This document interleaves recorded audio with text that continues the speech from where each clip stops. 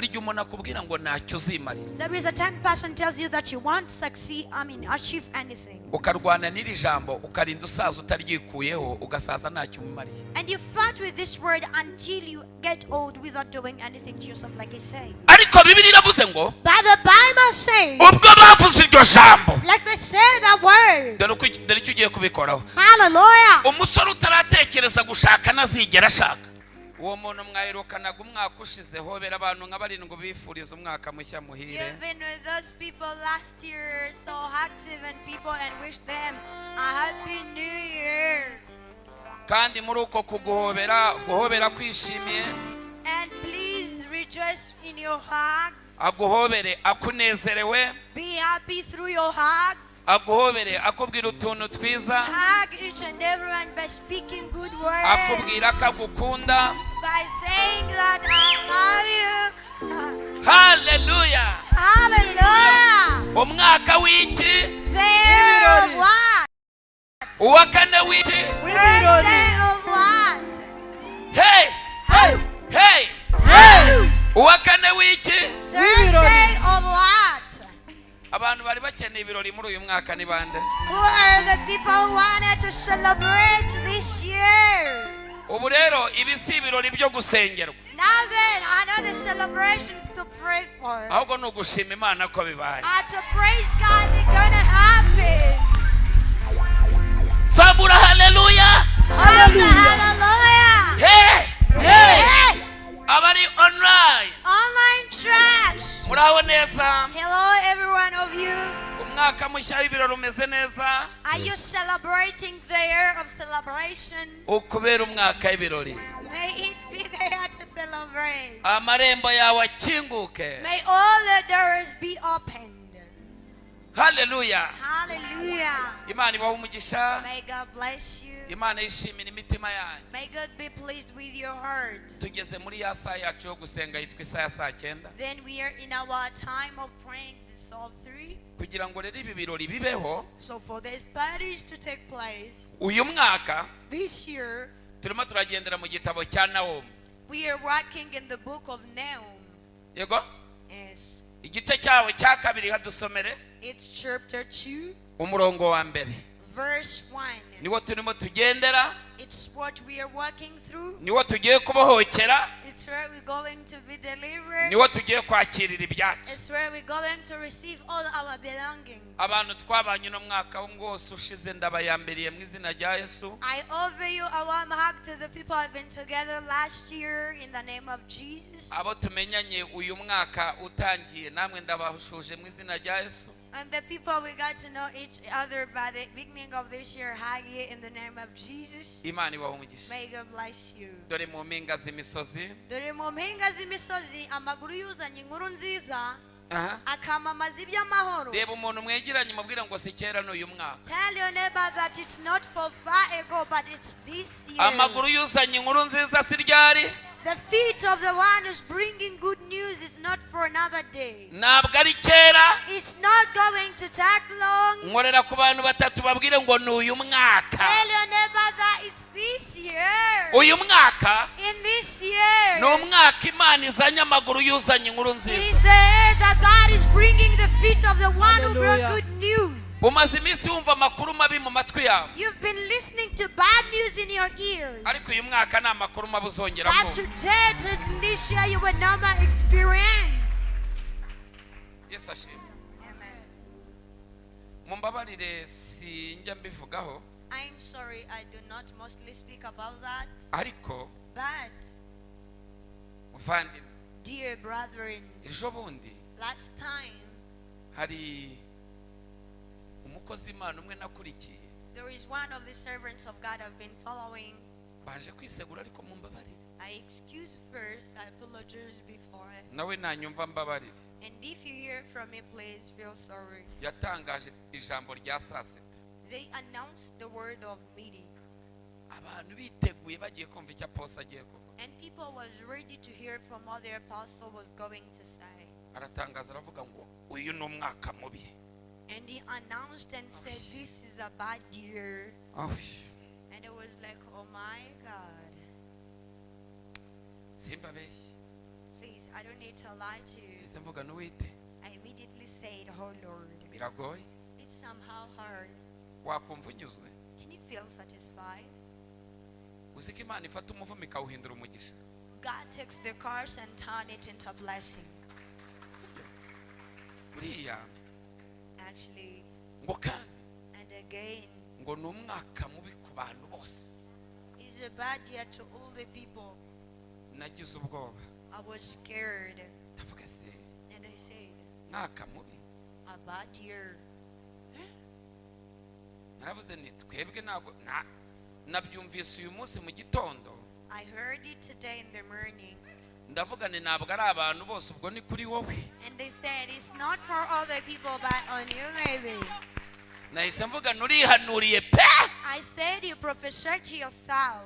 Yesaya 40 Isaiah 40, Bibiri iravuga ngo muhumurize abantu banjye the Bible says that, hey, comfort my people. nimubahumurize Comfort my people. nimubabwire ko intambara zishize Tell them that the battles are over. none ndakuraho Bibiliya So, will I remove the words of Bible? Yesu ashimwe Praise be to Jesus. noneho And then, niyo umuntu adahagaze neza even that person may not be behaving well, umwereka amahame atuma ahagarara neza kugira ngo nawe umwaka umubere mwiza you show them the principles of well behaving that they may enjoy in the year. reba umuntu mwegeranye mubwire ngo igihe cyose uhagaze mu nzira y'Imana bigomba kuba byiza Tell your neighbor that whenever you're standing in the ways of God, it must be good. ngasubiremo Can I repeat that?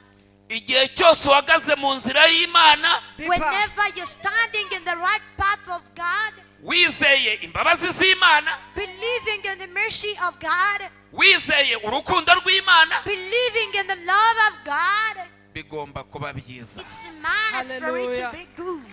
umva Yobu 28:28 uko bavuga Let's go in the book of Job 28:28. Yobu 28:28 Job 28. soma mu yawe ndabona uriya muhungu arimo arakora wenyine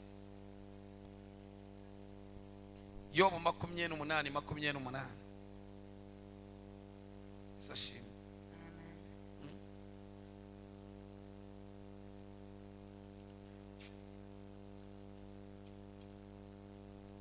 Hallelujah. Hallelujah. Tugiye gusenga. We're going to pray. Avuze nguki? Maze ibwira umuntu iti, Maze bwira umuntu iti, dore kuba Uwiteka nibwo bwenge, yego kandi kuva mu byaha niko ntabwo kujijuka. byumva. Can't you get that? Ubu rero So then, umuntu utarava mu byaha the person who yet been out of sin, ntabwo arajijuka. you yet been out of ignorance. Ubwo nuko mbivuze. That's how I say it. Sibyo? Isn't that right? Ariko umuntu wubashye Imana But everyone who honored God, yakiriye ubwenge. you received wisdom. Umva umuntu wubaha Imana rero. Listen to the person whom honored God. Yobu 22:28. Job 22:28. Havuze nguki? What is the Bible saying? Uzagira icyo gambirira kikubera uko ushaka. Uyu mwaka ni wubaha Imana. In this year, if you honor God, Uzagambirira kugura inzu uyigure. you shall plan to buy a house and you will. Uzagambirira kugura imodoka uyigure. You shall plan to buy a car and you will. Urimo uratekereza ngo ndayakura he? Ninjye wabyanditse biri. You're thinking of where you will go, man. Do you think I'm the author of that? Kibazo none se niba ugambirira ibibi The problem is that if you have bad plans, ni kububaha Imana. are for the people who honor God. Uzagira icyo ugambirira Whatever you shall plan kikubere will be uko ushaka. as you wish. Umucyo uzagira ute? Kandi umucyo uzamurikira inzira zawe. Kandi umucyo uzagira gute? And the light shall lighten in your ways. Biriya ninjye wabyanditse. Am I the author of that? Ngawe nimumbwire ninjye wabyanditse. So tell me, am I the author? None ni ukubera iki? So why then? Ngo ni umwaka mubi. It is a bad year. Rero reka mbabwize ukuri. So let me tell you the truth. Abahanuzi nabo bahanura n'ibikomere. There are some prophets who prophesy with wounds. Ni umwuka wo gukubitwa arya byita ngo ni nkubiswe. It's the spirit of struggle. Neza neza ngavuga ni Mana y'isi n'ijuru. And for real, I immediately say, oh God of heaven and earth. Reka mbabwize ukuri buriya ngira ikibazo. I actually face a challenge. Ndi umuntu uyoboka cyane. I really follow. ariko nanone nanjye abonyoboka But again, the people I follow ni abantu bubatse amahame are the people who build their principles ashingiye ku byo bayoboye. based on what they lead. Vuga ngo amahame meza, Say good principles. atari amahame ashingiye ku bikomere byabo. Not the principles based on their wounds. Wari wajya gukora mu rugo rw'umuntu ufite ibikomere? Have you ever got to work in a home of a person who is wounded? Ufite igikomere cy'uko abonye ibiryo vuba. Who is wounded that he got food that Umukozi arya ibishyimbo bo bariye isamaki. a housemaid eats beans while they took fish. Ese uwo mukozi we si umuntu? Isn't this maid a child or a person like all others? Icyo ni igikomere cy'uko ubonye ibiryo vuba. That's a wound that it's that time that you got food. Imyenda bayifurisha omo, yakayifurisha tembo gifuro. They wash your clothes with almost soap, but they wash theirs by. Ni igikomere cyangwa se cyo? Is that wound or not? Nicyo kibazo ro mwagiye muhura nacyo. That's a serious matter that you're facing. Ni igikomere. It's a wound. Nawe niba bikubaho, If it happens to you, ugasanga umukozi arara ku musambi, urara ku gitanda kitagira uko kingana, and you find a housemaid is sleeping on a mat while you are on a based bed, ngo rarare hareba, that go and sleep there. se we si umuntu. Isn't them people? Icyo ni igikomere. That's a wound. Hello? Hello. Kandi impamvu mutavuze wasamujya mubikora, mwarakomeretse. And the reason why you're not complaining, it's possible that you're wounded in such manner. Wari wabona umuntu ushobora kujya ahantu Have you seen a person who can go somewhere akaba afite imodoka nk'abo yatwayemo umukozi n'abana, abo bana akabicazamo, akahita abwira umukozi ngo tega moto turahurirayo? and then you see they own a car, but they tell the maid that have a motorbike and I will go in the car with my children so that we may meet there? Ni igikomere cyangwa se cyo? Is that wound or not? Abo bantu turabagira. We have such people.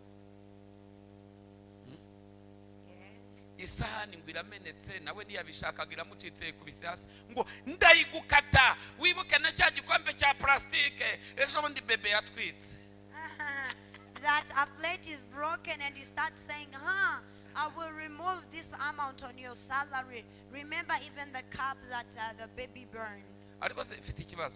I have a serious question. Ziriya sahani ko zazije ari duzeni, The plate came and it was 12 of them. uzamenya uyibarira ngahe? So how much will you estimate for it? Aha. Ese buriya wowe ukatwa nande? So who take off some money whenever you commit a fault? Usikia arimo akubwira? Do you know what he's telling you? Arimo arakubwira ngo nanjye barankase. They're telling you that I was reduced on my salary some amount. Koko ni igikomere. It's a wound. Hari umuntu gutwara mu modoka imodoka yamucika gato yakubita mu gakuku cyakuba kuri dodani, akumva umufashe mu ngotote, imodoka yanjye ukayiceka wayitwariye. There is a person whom you can drive, and if you're going and you meet a circumstance and he starts saying, my car, why can't you drive yourself there? Ntabwo ayicetse abishaka, yaranabizi ko ari kumwe na mabuja na boss. They didn't do that willingly. They was aware that they were their mistress and their masters. Mubwira umwuka w'ubugwaneza. Tell them with a good, kind spirit. Umubwire ati hariya hantu ujye uhitondera habibuye. And tell them that please be careful to this place. There is a big stone. Sibyo? Isn't that right? Ubutanazongera kuyihonda. And for the next time they would be more careful. Sibyo? Right? Hello? Hello? Sumbabwiye nabi. Am I speaking wrong to you? Ni ibikomere. Are the wounds? Nta muhanuzi uraguhanurira ngo ubone ngagucishije mu idirishya. Haven't you experienced the prophet who can prophesy to you and make you pass through the window? Ati Imana yakurakariye yanukiwe agaterura akajya kujugunya. And God is furious against you and you badly smell to God and he lift you almost to throw you in a window. Ni kamere itarapfuye. That's undead sinful nature. Burya ubundi yakijijwe yari umunyamahane. It was saved and was really harsh. We yakweretse ko ari ifuye ry'umwuka ariko iryo si iry'umwuka ni iry'umubiri. And they was trying to prove themselves that it's a spiritual jealous and it's physical for real. ni ibicaniro by'iwabo byamurondoye. are the altars of their family which are descending there.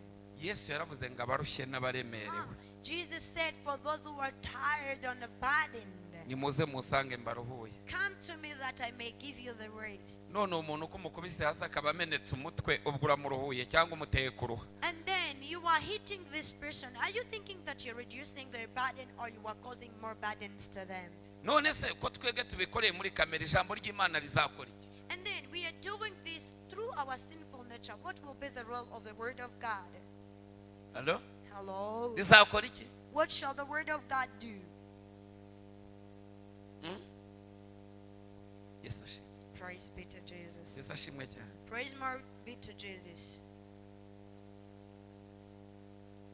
Barisa umuntu bicaranye ngo warabohotse cyangwa uracyafite ibikomere? Ask your neighbor, are you still wounded or you have been free? Turumva nagiye guteranira ahantu natashye batamvuzeho batamagurukije ngo bavuge ko nahageze.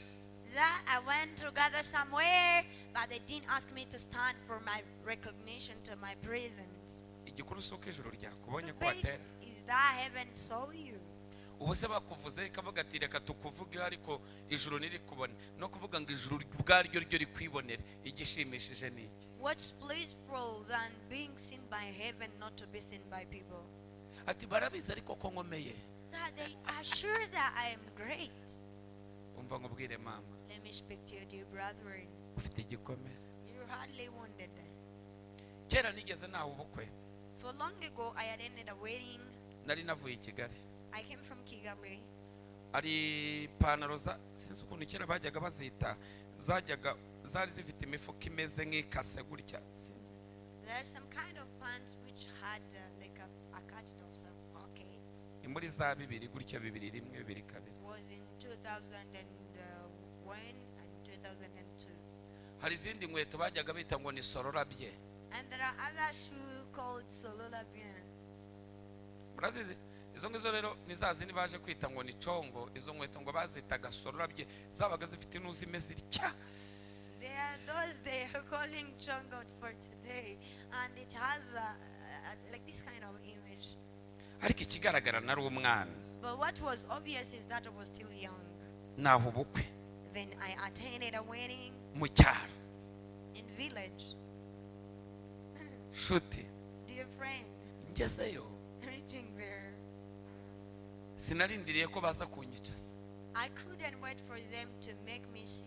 Nabonaga ko abantu bose bari mu cyaro bose ko bahagarariye. I was seeing myself like the representative of all the people from village.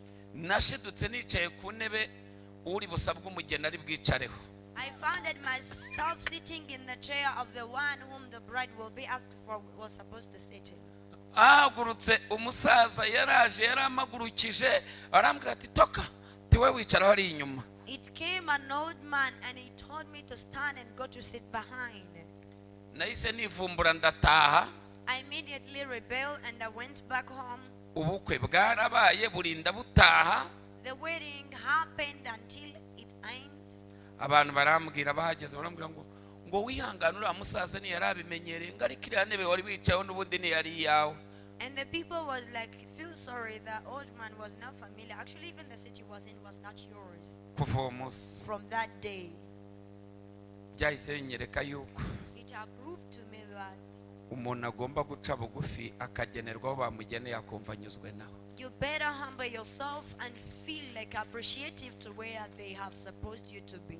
Igihe cy'icyubahiro iyo cyaje nawe ukishakira Imana irakimuha. When the time of respect comes, no one look for it. God offers it himself to you. Yesu ashimwe. Praise be to Jesus. Iyo umuntu yicaje baramuhagurutsa ariko iyo yicajwe n'abandi nawe umuhagurutsa. When you give yourself a seat, it's possible they can tell you to stand, but whenever you are given a seat with the other person, they can't. Iyo naza gufata umwanya wo kwisuzuma ubwo sinari nkomeretse. Wouldn't I get wounded if I wouldn't take time to refresh about myself? Ariko nibyari byahanyicaje ni igikomere cyo gukunda icyubahiro. I was not seated there by any other reason, but was the moment of being like appreciative to honor. Nubwo ngiye mvuze ibyanjye ariko nawe wasanga ufite ibindi. Even though I speak about myself, it's possible that you have your own. Yes, ashimwe. Praise be to Jesus. Hallelujah. Hallelujah. Imana ibarinde ibikomere rero. May God protect you from wounds. Hari ibikomere by'aho mwakuriye. There are wounds of where you grew. Yes, ashimwe. Praise be to Jesus. Ibikomere. A wound. Uri kumwe n'abantu. You're with people. Ugiye nk'ahantu pe bamwe batazi no kwandika izina ryabo. You go like somewhere people doesn't know even to write their names. Urimo uravanga indimi igifaransa icyongereza kandi bo nta n'umwe ubyumva urabivuga nibazi n'ibyo uvuga vuga ururimi bumva. You're mixing languages, English, Rwanda, and French, and they don't even understand what you're saying. Please arrange yourself and use one language. Reka mbereke ko nize sha. Let me prove to them that I'm educated. Ibyo urabivugira mubo mubyumvikana ese barumva iki urimo uravuga gutyo gusa tabo barimo barareba. You better speak that languages among the people who can understand you, but those people are just watching you. They don't get any point. Hello. Hello. Babwiye nabi. Am I speaking to you wrong? Ni igikomere kiriya nacyo. That's a wound too. Yes, ashimwe. Praise be to Jesus. Ariko uzi ukuntu kuba wowe uzi ukuntu biryoha. Do you know how good to be you? Reba umuntu mwicaranye mubwire ngo iminsi nikajya guhindura na Yesu nahinduka. I'll tell your neighbor that do not allow days to change you, because even Jesus does not change. Mbibasomere se. Can I read that to you? Abaheburayo. Let's go in the book of Hebrews 13:8.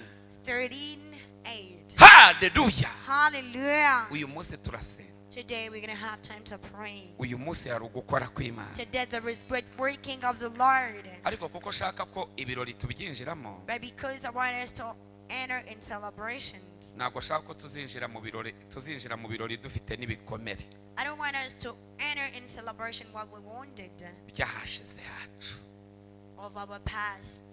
Tugende. Yesu Kristo ko yarari ejo n'uyu munsi ni kwari. Yesu Kristo ko yarari ejo. The way Christ was yesterday, N'uyu munsi nikagize gute? He is still the same today. Kandi nikazagira gute? Kandi niko azahora iteka ryose. Kandi nikazagira gute? And He shall remain that forever. Reba umuntu mwegeranye mubwire ngo ukurimo kadahinduka ku cyo uhinduka. Tell your neighbor that the one in you never changed. So why do you change? Mumbwire ngo Yesu Speak to your neighbor that Jesus ntabwo iterambere rimusiga. does not run after or behind prosperity, Ariko iterambere nirimuhindura. but prosperity does not change Him as well. Cyumva muracyumvise? Are you getting my point? Ku gihe cye On His time, yagendaga ku ndogobe. He used to walk on a horse. Ariko bahari But for the people today, yagenda mu modoka kuko nizo zihari no mu ndege. if He can be here today, He can use the planes or the cars, because it's what we're using currently. Ariko we nahinduka. But He never changed. Aguma ari wa wundi. He remained the same. Tura mu nzu Live in a house, ntuhinduke. but don't change. Yesu ashimwe. Praise be to Jesus. Ugende mu modoka ntuhinduke. Get a car, but did not change. Nugura n'indege ntuhinduke. Though we can own a plane, did not change. Kuko na Yesu nahinduka. Because even Jesus never. Komeza ube umukristo. Keep being a Christian. Uwo muhuye ufite uba uri umukristo.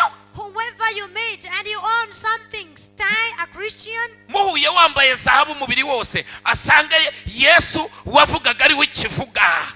If you are in gold, the whole body, they find the same Jesus you've been talking about is still the same. Asanga wambaye bodaboda asanga Kristo acyuzuye muri wowe. If He finds you in plastic shoe, He find you are still filled in Christ.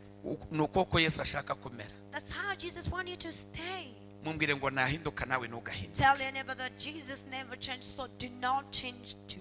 Yesu nahinduka Jesus never changed, nawe ntugahinduke. so your best never change. Imana igumugisha. May God bless you. Usikana umuntu ubona akazi ntagaruke mu rusengero. Did you know that there are people who got jobs and they don't come back to church? Yesu ashimwe. Praise be to Jesus.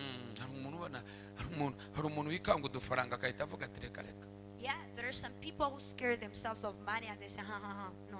Akaba nibwo atangiye akabyiniro. And this is when they start from going in nightclubs. Nicyo gihe cyari kigeze cyo gusenga cyane nicyo gihe cyari kigeze cyo kureka Imana. Was it the right time to forsake God, or was the time to come closer to God? Yesu ashimwe. Praise be to Jesus. Amen. Amen. ngo murasaba nimuhabwe kuko musaba mugasaba nabi. You ask and you're not given because you wrongly ask. Mwaje gusenga? Did you come here to pray? Tugiye kubikora. We're going to do that. N'umwaka w'ibirori. It is the year of celebration. Kandi ni uwa kane And it's the Thursday w'ibirori. of celebration. Ubuntu bw'Imana nibubane namwe. May the grace of the Lord dwells within you. Kwari ukubasuhuza. It was a kind of greetings. Yesu ashimwe. Praise be to Jesus. Ariko nimugahinduke. But never change. Narivuze ngo nimugahinduke. I said never change. Sibyo? Isn't that right? Nimugahinduke. Never change. Narivuze ngo nimugahinduke. I said never change. Yesu ashimwe. Praise be to Jesus. Haleluya. Hallelujah. Hari umuntu uvuga ko atiba There is a person who says that he never steal kuko yabuze icyo yiba. because they don't have a way to steal. None se umuntu avuga ngo ariba iki neza ariba rinokara araricukuza iki? So how can you say that you cannot steal and you cannot even manage to dig out this tile? Mugira umukontabule Do you have an accountant? umubwire ko ntawe dite zaba. Tell them that there is no audit. Naramuka atibye If they don't steal, uzavuge ngo tubonye umukristo wamenye Kristo udahinduka. say that we now have a Christian who never changed. Ngo ugiye ngo mundeba sinjye nambara utujipo tugufi ngo bari abazambara n'abapaga. That as you see me, I cannot put on short skirts. Those who put them are paganists. Uzi ukuntu mimi zihenda? Do you know how many skirts are expensive? Twa tujipo tumwe bajya bambara tugufi uzi ukuntu duhenda Do buri. you know how many skirts are expensive? Zitandukanye na zirya bajya bambara za nzakagendana. They're different from Zakajendana dresses and skirts. Umunsi wabonye yayigura The day you will own money that can buy it, n'uyigure and you don't buy it, tuzakwemera. we will approve that you are Christian for real. Ikibazo The matter ntabwo ufite ayigura, is that you can afford. ufite agura ibirebire. You have money that can afford long skirts. Niyo mpamvu iri guca imanza ngo abazambaye barirata. That's why you always judge that all the people in many skirts are so coquettish. Ariko ariya maherena birirwa baregeza gutya Which those earrings that they let them move around. buriya murabireba? Can't you see that? Ati turabibona. That we really see. Si ubwibone Isn't that proudness? wabuze icyo yagura. You can't afford, please.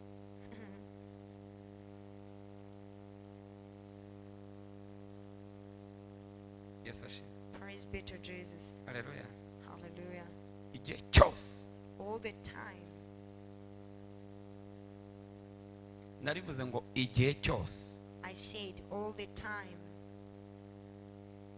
uzaba ufite ubushobozi bw'ikintu You will be capable of affording something. ukumva ntushobora kugikora burya kandi atari kibi ni umwuka wari uzaba urimo uvuga ngo kiriya cyihorere hari impamvu. And you feel you cannot do that. It's the Spirit of the Lord that's stopping you from doing that. There is a reason behind. Ntabwo muzi abantu bajyaga bagira imisatsi bafunze imisatsi Imana ikababwira ngo nibogoshe. Don't you know some people who should have long hair and whenever God sees them, He tells them to shave it? None se ko yabibabwiye abandi ntibibabwire bagasengana kandi bamwe batogoshe.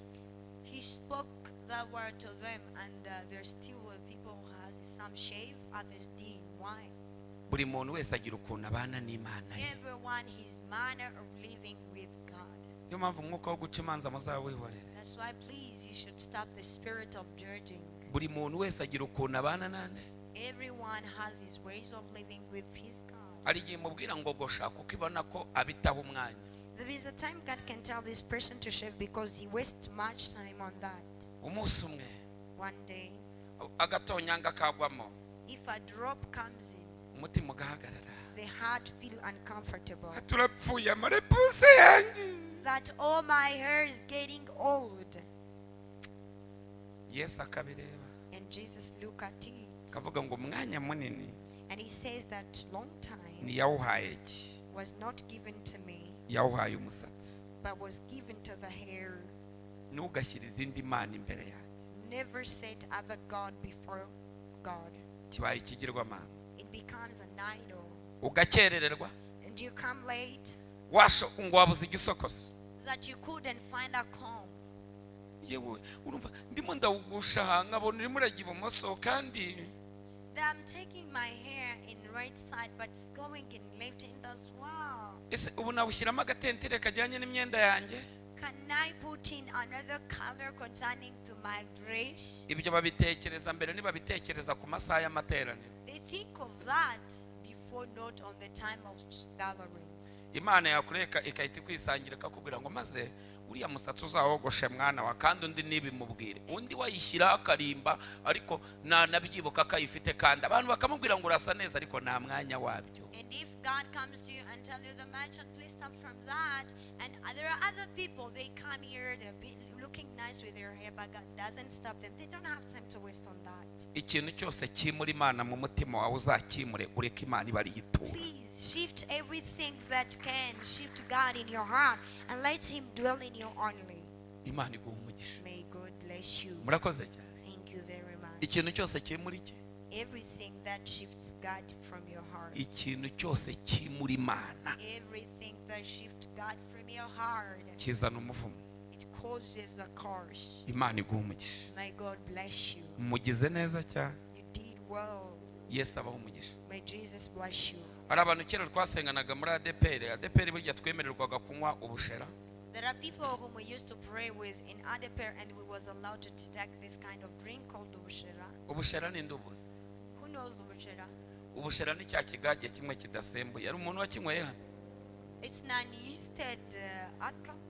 Mwege muri abasirimu b'abanyakigali ntago mukizi. Twege tuvuye mu cyaro vuba. You're smart from Kigali, and we've been from village from some years ago. We're that much like years. Urumva? Yesu ashimwe. Praise be to Jesus. Ariko arabararikiraga ubushera bakabaroze bamwe ikigage batanye ngo yengo buriya gashariyo nakabonye sisinzira. Ntabwo dusinzira kuko twanyweye ubushera, dushinjira kuko Kristo ari we mahoro yacu mu mutima wacu. We did not sleep because we didn't get ubushera, but we sleep because Christ is our peace in heart. Ngurumva ngo nakavuyeho. Now you got, I stopped it. Ngo akagage narakaretse ngo nagatabe narakaretse ngo nakagoro nakundaga kujundika ngo narakaretse ngariko ngo iyo mbuza gashera ngo nyaboneka ngo ugerageza ngo umere nk'ukuntu ngo gashyira ahantu hashyushye ngo kamere nk'agakarishye. You got that I stopped tobacco and beer, but whenever I don't get this kind of drink called ubushera, I cannot manage. Maze bakagenda bakagatara ahantu. And then they take it in a hot place. Imana urabona ndimo ndanywa gashera ariko umumutima ati ariko karajya kumera nk'amarwasha karajya kumera nk'akagage. Umutima uracyari ku kagage uracyarehareha. Imana irashaka kupfa kuri kamere buri kintu cyose ugapfa. God wants you to die in your sinful nature and everything concerning. Akantu kose. For everything gahinduka kagirwa mana muri we kakimura Imana. That become like an idol in you and shift God in you. Imana iragusaba ngo kareke ukundi Imana yonyine. God is requesting you to stop it and love God only. Kundisha Imana umutima wawe wose. Love God wholeheartedly. N'ubwenge bwawe bwose. Will wisely. N'imbaraga zawe zose. Will powerly. Icyo gihe rero. At that time then. Uzava ku rwego rwo kuba umuntu usanzwe. You will shift from the level of being ordinary person. Uhinduka umuntu udasanzwe. And become extraordinary. Birumvikanye none. Murakoze. So tugiye gusenga rero. Tugiye gusengera.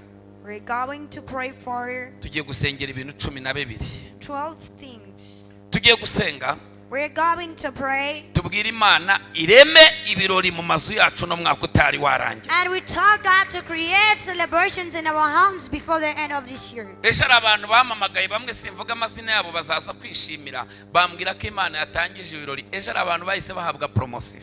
Yesterday there are some people who called me that God have started with celebrations like promotions. Kandi naba hano muri Lion. And there are Lion members. Vuga ngo ibintu binini. Say big things. Kandi bya bintu bijyanye na bya birere njya mvuga. Are those things concerning the spheres that I always speak about. Imana ishyigikira iyerekwa rihari. God supports a dream, a vision that's there. niba Imana ivuze ngo ni umwaka w'ibirori wizera ibirori biraguheraho mu izina ryande rya Yesu. If God says that is the year of celebrations, believe in it, it will start with you in the name of Jesus. Oya reka mbabwire, No, let me tell you. Abaheburayo Hebrews 10 10, umurongo w'icyenda 9. Bibiliya iravuga ngo The Bible says that ngo dore nzanywe no gukora ibyo ushaka, look, I'm here to do what you want. ngo ndakuriraho ibya mbere gukomeza ibya kabiri. I will remove the past for strengthening the second. Imana igikuraho ibintu bidafite ubuhamya ikazana ibifite ubuhamya. God removed things with no testimony and brings what has testimony. Turi mu isaha yo gusenga. We are in our time to pray. Ese mwari muzi ko saa 9 ari isaha yo gusenga? Did you know that at 3 is the right time to pray? Abari babizi ni bande? Who are the people was aware? Byanditse he? Where is it written? Nuko byumva. You hear from that only? Abaza aho byanditse. Those who know specifically what it's written. Yakunda gufasha abantu ngo kugira ngo utinde uvuga ibyo utazi ujye utinda wiga ibyo utazi. I mostly help people by telling them that instead of wasting time doing what you don't know, please waste your time by learning what you don't know. Reka mbafashe twinjirire muri no saa ya saa 9 dusenga uzi ibyo usenga. Let me help you, then we progress in this hour of 3, then we pray while you're sure of what you're praying for. Saa 9 haremekamo ibirori. At 3, celebrations can be created. Ibyakozwe ni mu bice bitatu. Act chapter 3. Dusenge. Ibyakozwe ni Act chapter 3. Nuko Petero na Yohana barazamuka bajya mu rusengero mu gihe cyo gusenga aricyo saa 9. Hariho umuntu wavutse arema ibirenge, yarahekwaga agashyirwa ku irembo ry'urusengero ryitwa ryiza. ngo bazamuka ku irembo ry'urusengero saa yitwa sangahe? Saa 9. Sangahe? Saa 9. Aka ntabwo kumvise. Didn't you get this point? Ibyakozwe mu gice cya kangahe? Acts chapter 3. Wayibonye? Did you get that? Ngaho kandike nibuze. So please note it somewhere. Hanyuma aricyo gihe cyo gusenga. Ariyo saa ya sangahe? Ya saa 9. Hariho umuntu wavutse arema ibirenge, yarahekwaga agashyirwa ku irembo ry'urusengero ryitwa ryiza. Yego. Kugira ngo asabirize abinjira mu rusengero. Abonye Petero na Yohana bagiye kwinjira mu rusengero, arabasaba ngo bamuhe. Petero na Yohana baramutumbira. Petero aramubwira ati, uturebe. Abitaho agira ngo hari icyo bamuha. Petero aramubwira ati, ifeza n'izahabu ntabyo dufite, ahubwo icyo mfite ndakiguha. Mu izina rya Yesu Kristo w'i Nazareti, haguruka ugende. Haguruka ugire gute? Ugende. Uwo mwanya.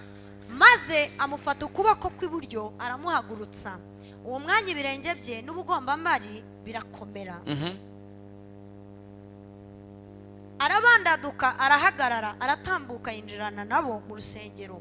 Atambuka yitera hejuru ashima Imana. Atambuka yitera hejuru ashima iki? Imana. Ibirori birabaye cyangwa ntago bibaye? Byabaye. Umurongo w'9. Abantu bose babonaga agenda ashima Imana. Baramumenya ko ari we wajyaga yicara ku irembo ry'urusengero ryitwa ryiza asabiriza ngo bamuhe. Barumirwa cyane, batangazwa n'ibimubayeho. Rekera. Uyu muntu muri saa 9 yaremewe ibirori cyangwa ntago byaremetse? In 3, was the celebration created to this person or not? Hari ubuzima wakiriye. There is a life that you are. Ariko uyu munsi wa none ubwange. Comforting yourself to live in, but today denied. Ndagira ngo mbibutse. I would like to remind you Ubuzima warambiwe. that the life you're tired of, Imana ibukwimuramo. God shifts you in it. Ariko ubuzima utararambirwa. But the life you yet been tired of, Imana ibukurindiramo ariko nibukwimuramo. God protects you in it, but He doesn't shift you from it. Reka ngasubiremo. Let me repeat this sentence. Ubuzima utararambirwa. The life you yet been tired of, Imana ibukurindiramo. God protects you in it, Ariko nibukwimuramo. but He doesn't shift you out of it. Nureba uba mu bukode. Can't you see if you can be renting Ubona ibyo wishyura.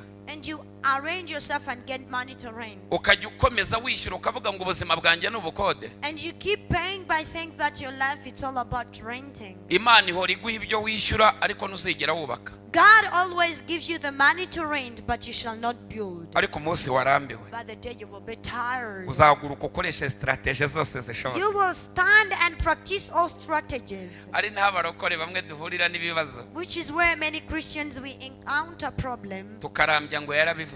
and we take our feet down and we say God said it. Yakobo 2:14 Jacob chapter 2 verse 14. kwizera kudafite imirimo kuba gupfuye. Faith with no work is dead. Biragusaba It requires you, niba uri mu bukode if you are reigning ukaba ububayemo umwaka umwe, and you live in it for 1 year, tangira utekereze start thinking. Imigani 23:7 Proverbs 23:7. kuko uko umuntu atekereza ku mutima we Because as you think in your heart, ni kari. it's how you are. ugitekereza kubaka As you think about building, uratangira kumera nk'uyifite. you will start behaving like you have. uratangira kuganira n'abantu bubatse ibitekerezo byo kugira inzu bitangire bigufate mu izina rya Yesu. You will start conversing with the people who have built their own, and you got contaminated with the same idea. baratangira kukubwira inzira baciyemo kugira ngo bagere mu mazu. ako kanya utangira utandukane n'ibitekerezo by'abantu bakodesha, utangira kugira ibitekerezo by'abantu bafite amazu yabo. They will start telling you the ideas of the way they have been successful,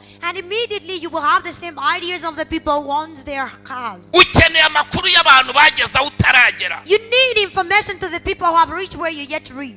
ntabwo ukeneye amakuru y'aho uri, aho uri ayo ufite arahagije, ariko ukeneye amakuru niba ushaka kwaguka y'abantu bageze aho utaragera. ukeneye amakuru y'abashatse kugira ngo ushake, ukeneye amakuru y'abubatse kugira ngo wubake. You don't need the news of where you are, but contradictory, you need the news of where you're going. You need to be aware of the information of the people who are married, as you need to get married.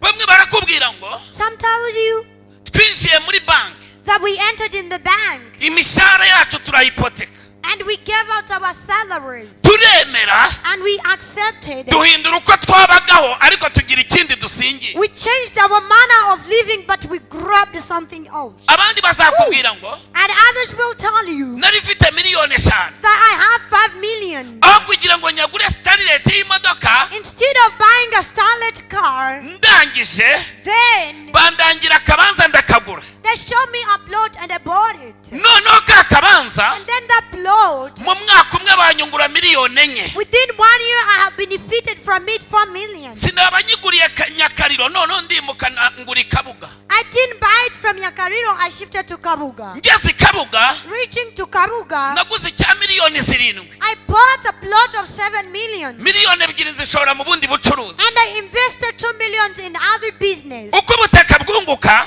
As the plot gets profitable more, ni nako bizinesi yinjizaga. the more my business was earning. aho naguze 7 bamaye 15. Where I bought 7 million, I was given 15 million. ati noneho And then, mu myaka 3 yonyine within 3 years only, nari nubatse inzu naciye muri keredi nyuze mu bucuruzi. I built a house without having a loan, but through my business. ibyo nta muntu uzabiguha utamwegereye. Nobody will deal with you that if you don't get closer to them. ariko twe turicara ngo yarabivuze. But we just sit and say, God said it. ntabwo urabirambirwa ntibizanasohora. You yet been tired and will not come to pass. haleluya. Hallelujah. ntabwo bishoboka, ntabwo irayonoge nakuyobora udakora. It can't work. I cannot lead you in a lion while you don't work. gukora kwa mbere nemera ni ugukora kw'ibitekerezo. The first activation I accept and believe in is what of mind. nyeganyeza ibitekerezo byawe. Please shake your mind. tujye tuganira umbwira ati hari imishinga afite. Let's talk and you tell me that I have some projects. hari igihe umbwira imishinga yawe nkasanga wahuye n'undi muntu ufite igishoro ahubwo wabuze umuntu ufite imishinga. icyo gihe azaguha bya bitekerezo nawe aguha amafaranga. komera Imana amashyi mu izina rya Yesu. There is a time you tell me your project, and after you I met somebody who has money with no project. There is a time you will make an exchange and you prosper. Yesu ashimwe. Praise be to Jesus. haleluya. Hallelujah. umusore utaratekereza gushaka ntazigera ashaka. A man who yet think of getting married, he will not. hari abicaye ngo yarabimbwiye.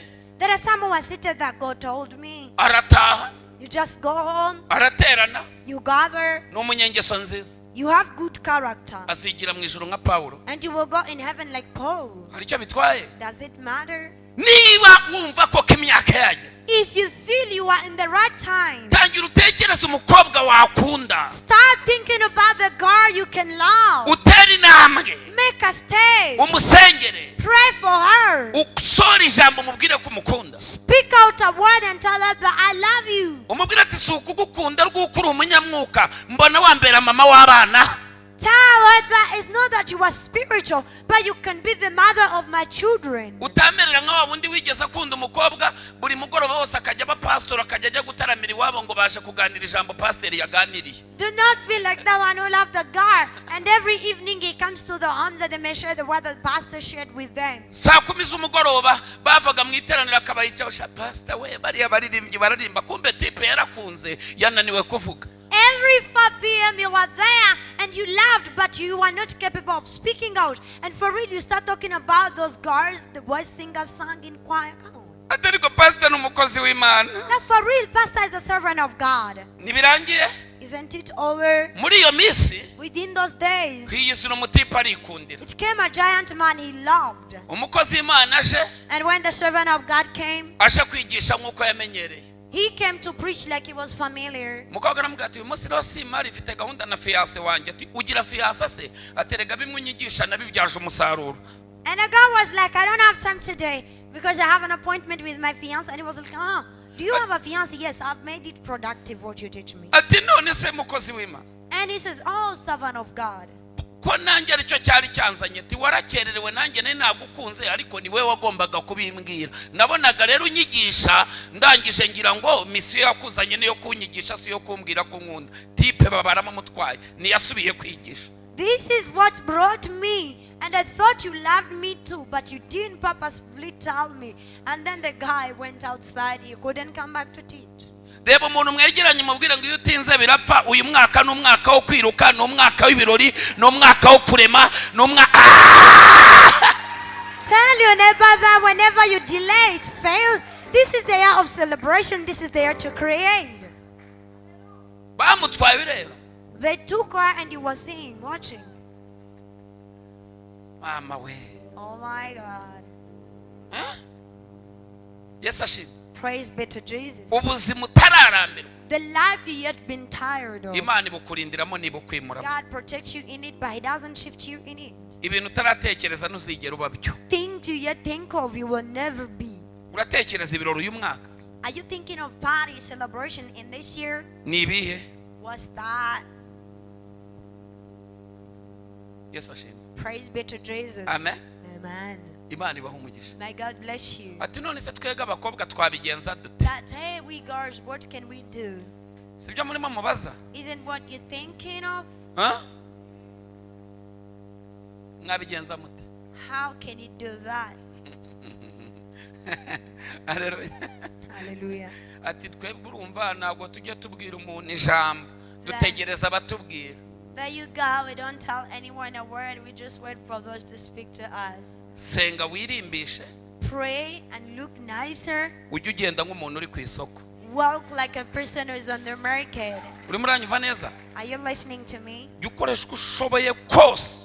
Try all your level base. Wiyiteho. Take care of yourself. Wambare neza nk'umuntu uri ku isoko. Dress well like the person who is being seen. Ugira amavuta y'imbere.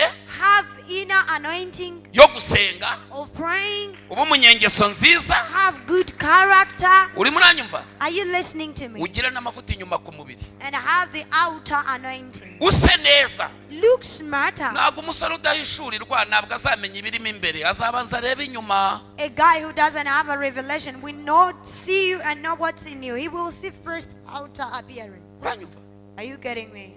Dimba. Look nicer. Fata ka kenda kawe. None se urabona sinababwiye ejo ni mu gitaramo cya Bonani. Didn't I speak to you during the night of Hari igihe wambara ibubu kambara rishe.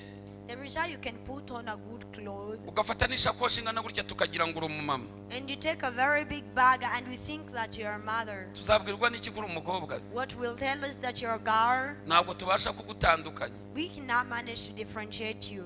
ntabwo tukubwiye ngo wambare ubusa, We're not asking you to wrongly clothe, ariko kamema mbara nk'umukobwa uri ku isoko. but at least clothe like a girl who is on the market. Nese ko wambaye impeta mu mubiri wose, tuzabwirwa n'iki nibura tuzagira ngo uri umuntu uza? You're putting on the rings to all fingers, so how will we realize that you're a girl?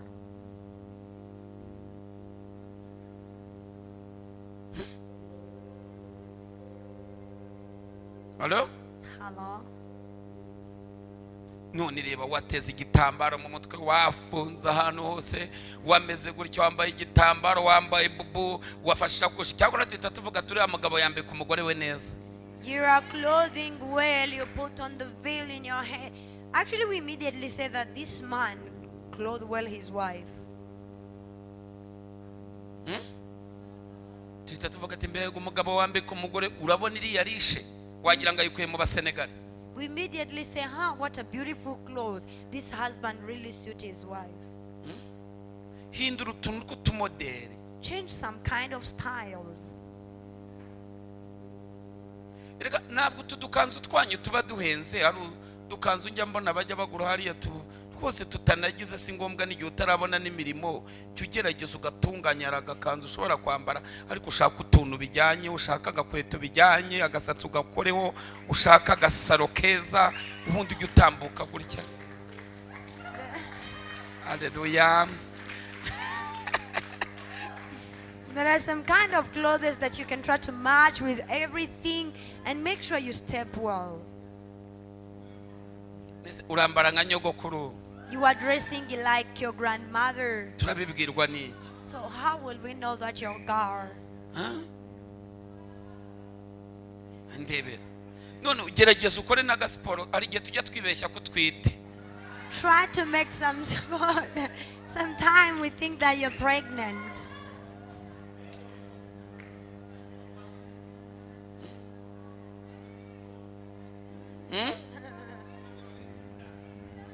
Nawe ndebera koko. Look at yourself. Urabizi ukeneye umugabo kandi abasore b'iki gihe You know that you need a husband, and nowadays ashaka mu nda boys, zero. they need a slim girl. Sibyo? None urakubita mayoneze, And you're taking mayonnaise, nido, milk. byose timereza byose. Nya. You just take everything you eat. Sibyo? Is Byose that urimo right? urakubita. You are eating everything. Ubundi warangiza And then after, ukikubitiramo bazeya. you put on the women dresses. Tukavuga atatwita imanga tu. And we say you're pregnant of a twin. Na sport. You don't do sport. Na mwabaye mute. What's going on with you? Namwe murimo murarenganya abapasitoro ngo barirukaneho karande. Hari na karande z'imyitwarire. There are generational causes of behavior. You are just blaming pastors for no reason.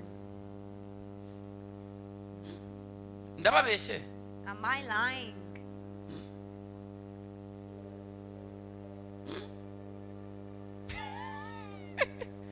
Yes, ashimwe. Praise be to Jesus. Haleluya. Hallelujah.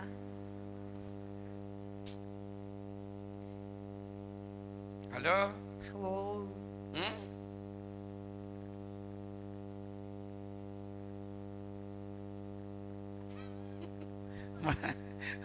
Murakoze kandi nanone And again. ugerageza unaseke. Please try to smile. Ubuzima bwose uhora umeze utyo ngo All uwo your mutipe life- se yakwiteza, rega nawe bayifite ka stress. all their life you are angry. Actually, these guys also have some stress. Ntacyo mwavugana. Nothing he can speak to you.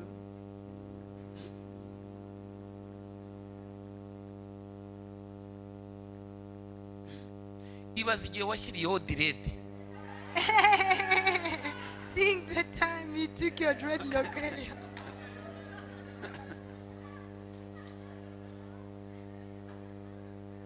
Kandi urabizi direde hari ukuntu ziza zigakurura umutwe w'umuntu. And you know that there is how it grows. Gerageza woroshye n'umutwe uruhuke. Try to make it simple and your head relax. Uhindura utumoderi ku mutwe. Change the styles on head. Ejo ukubita agakupe. Tomorrow shave your hair well. Ejo ukubitaho turasita. Tomorrow take some kind of braiding. tumwe dushambaguye, Those which are ejo ukubita agashinyo, and tomorrow arrange well your hair. nibibona ngombwa ushake n'agaperi kukubitaho niba imisatsi itari yamera. If your hair yet grow, find some wigs. Zirahari za original zinasokozwa. There are some OG wigs that you can comb. Ku buryo uri bucangira abantu imiti ntihagire n'umuntu ubimenya. In a way that you will arrange people and they always see you well without knowing. Reba iyo direde uyimaranye imyaka 7. Look. Ni gutya nyine narabyakiriye, hari igihe biba byashambaguritse, uri muri yewe Yesu we, ku buryo bavuga ubarabaye nka kakapa ko ku muhanda, bavuga ngo ese muhumure nta mukobwa hano ufite direde nawe ngiye gukomeretsa, ninde wakoze protocol ati sumwe ufite direde?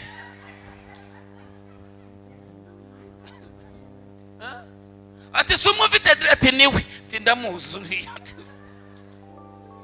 Kubera iki? Why all that?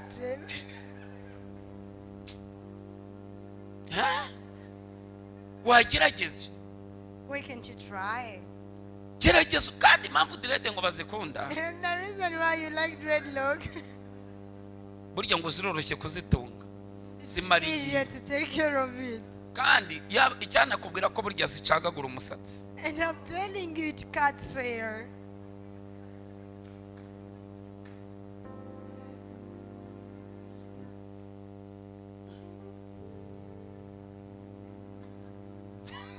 Abana basetse.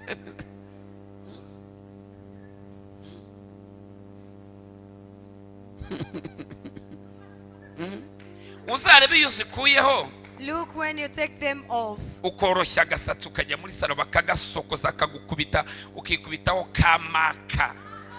Imagine when you go in the salon and they arrange well your hair and they comb you and you take a marker powder. Uzumve nawe ukuntu uba wumva woroshye.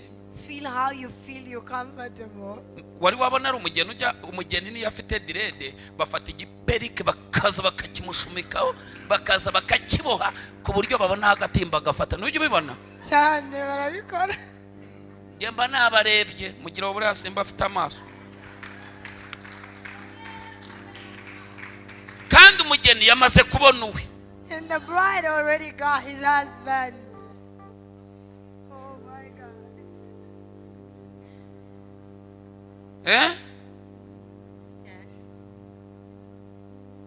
Uziko ibyo birutwa n'umuntu ufite kanaterere ke. That's really good more than this person who has his natural hair. Ahindura buri munsi n'umunsi yakubisemo akanuza, yakubisemo utuntu tworoshya, yakubisemo agatentire hano, yagashoka muri make ku buryo ucangacangira abantu ntihagire umuntu ukumenyera. In a way that you will change your hair. Today you change its color, you put in some different things. In a way that people won't be familiar with you about one thing. Hello? Hello? Awe ndebera. Tipe nawe urashaka umugore? And you need a wife? Wirirwa mu ipantaro imwe. You are in one pant every day. Oya tuve kuri noseje. Ngo uzayambara ku cyumweru. That you will put on as a rest on Sunday. Uyu mwana w'umukobwa amaze gutegura gutyo urabona azakwemera. So do you think this girl will accept you? Azavuga ngo si ibirere papa yatwigishije. Will say that I know this fear that our dad taught us. Hello? Hello? Deba umuntu mwegeranye umbwire ngo akakenda keza ubu kabitse ryari, uzakambara ryari? Ask your neighbor, when will you dress that beautiful cloth? Uzakambara abantu batari? Will you clothe it by the absence of people? Shiramo. Put on. Hello? Hello? Imana iguhe umugisha. May God bless you. Haleluya. Hallelujah. Direde simbi ziranahenda. Dreadlock is not bad and it's really expensive. Direde? Dreadlock. Ariko nawe uzi gusuka uzumva ibyabakubwiye. but hear from the one who braids your hair what he will tell you. uzareba uwo munsi none iyo bazipfunditse niyo wari ufite imisatsi igera aha turaza tukareshya gutya. The day they braid you, whenever you can have even long hair, it becomes very short. Murakoze. Thank you. Mwasetse. You laughed. Simbafashije se? Didn't I help you? Mujye mubikora gutyo. Do it like that way. Niba twitoboye tuhinduranye n'uduherena ujyanishanye n'ibyo wambaye. If you put on earrings, please change and match with your clothes. Nibuza basajya avuga ngo uriya mukobwa ni umurimbyi. And at least they would be saying that this girl is really smart. Hello? Hello. Nababwiye kwihanurira ndakubwira ngo niba nta n'imodoka ugira. I have told you to prophesy to yourself even though you don't own a car. Byuko ufate imfunguzo zawe wambare neza bye. Wake up in the morning and take your keys and well dress. Niba araho ugiye uhagarike gutya imodoka nyinshi n'abantu ziba zitwaye nukajya ujya ku cyapa ujya ahandi hantu heza imodoka zishobora guhagarukira gutya atingeza aho ngaho imbere azajya agira ngo yawisize mu kinamba. And please stop some cars and say please take me forward for some while. They will be thinking that you keep your car there at where they clean them. Ariko ikibazo ari gihe ashaka guhagarara areba ukuntu usa akavuga ati uyu nguyu arantwarira ishakoshi. There is a time they feel like they can stop, but looking to the way you are appearing, they say, they will steal from me. Hello. Hello. Imana iguhe umugisha. May God bless you. Nababwiye nabi. Did I speak to you wrong? Nabafashije. Did I help you? Muhabwe umugisha. Be blessed. N'umwaka w'ibirori ariko turakoresha strategies zose zishoboka turabyubaka mu izina rya It's Yesu. there to celebrate and we will use all the means so that we may build that. Ndashaka ko mu gitaramo cya Bonani I want in the gathering of the New Year night, buri muntu wese azaba afite ikintu cyanditseho izina rye. everyone will have something under their names. Ndashaka ko Imana ikuremera ibirori. I want God to create for your celebrations. Mwirangamimerere ntuzaba uri wenyine. Do not be alone during your rejoice. Uzabe warandikishije mu mwana wawe vuga ngo nibyo. Having your baby say it's true. Uzaba uri kumwe na sheri wawe. Haleluya. Be with your husband. Hallelujah. Mu butaka uzaba ufite icyangombwa cy'ubutaka. Concerning blood, have its paper. Muri revenue ugomba kuba ufiteyo karite jaune. In revenue, have a yellow card. No mu ijuru ube wanditswe mu gitabo cy'ubugingo. Even in heaven, be written in the book of life. Ariko tuganiriye mwumva ibintu mbabwira biba ari bibi koko. If we converse, do you think I tell you wrong things? Uzabikoreho urebe. Do it and work on it. None se impamvu mwumva ngabatipe benshi bakundira abakobwa mu makwe. The reason why many guys love girls in weddings. Wageze bakundira mu makwe kubera iki? What's the reason behind that you can think? Nuko mu bukwe mwamwikozeho. Is that in the wedding you well dressed, you look nicer. Erega nanjye uriya burya nubwo namubonye mu rusengero nuko nene naramwibagiwe twe twahuriye ahantu mu bukwe. We met in the wedding with that one, though we met in church, I forget. Yari yambaranye n'undi mugenzi we bafunze ndabonaga bambaye ibintu by'amababa ariko nanjye ubwo bukwe nene nabwambariye muri dote muri mariage nibanyemerera ariko ndagenda ndasimbuka njya mu majipe yabo ndavuga ni nanjye umuntu ntwara hangani naye nambaye ni kandi ngende n'umunyamasengesho ngenda senga ariko nene nakunzemo umukobwa. Actually, I was dressing with them, and at that time, I went in their beautiful cars. I was like, I've been wearing for the groom, so please take me with them. And actually, I loved in a car. Bari bikozeho. They was looking really nice. Mugenzi we murebye.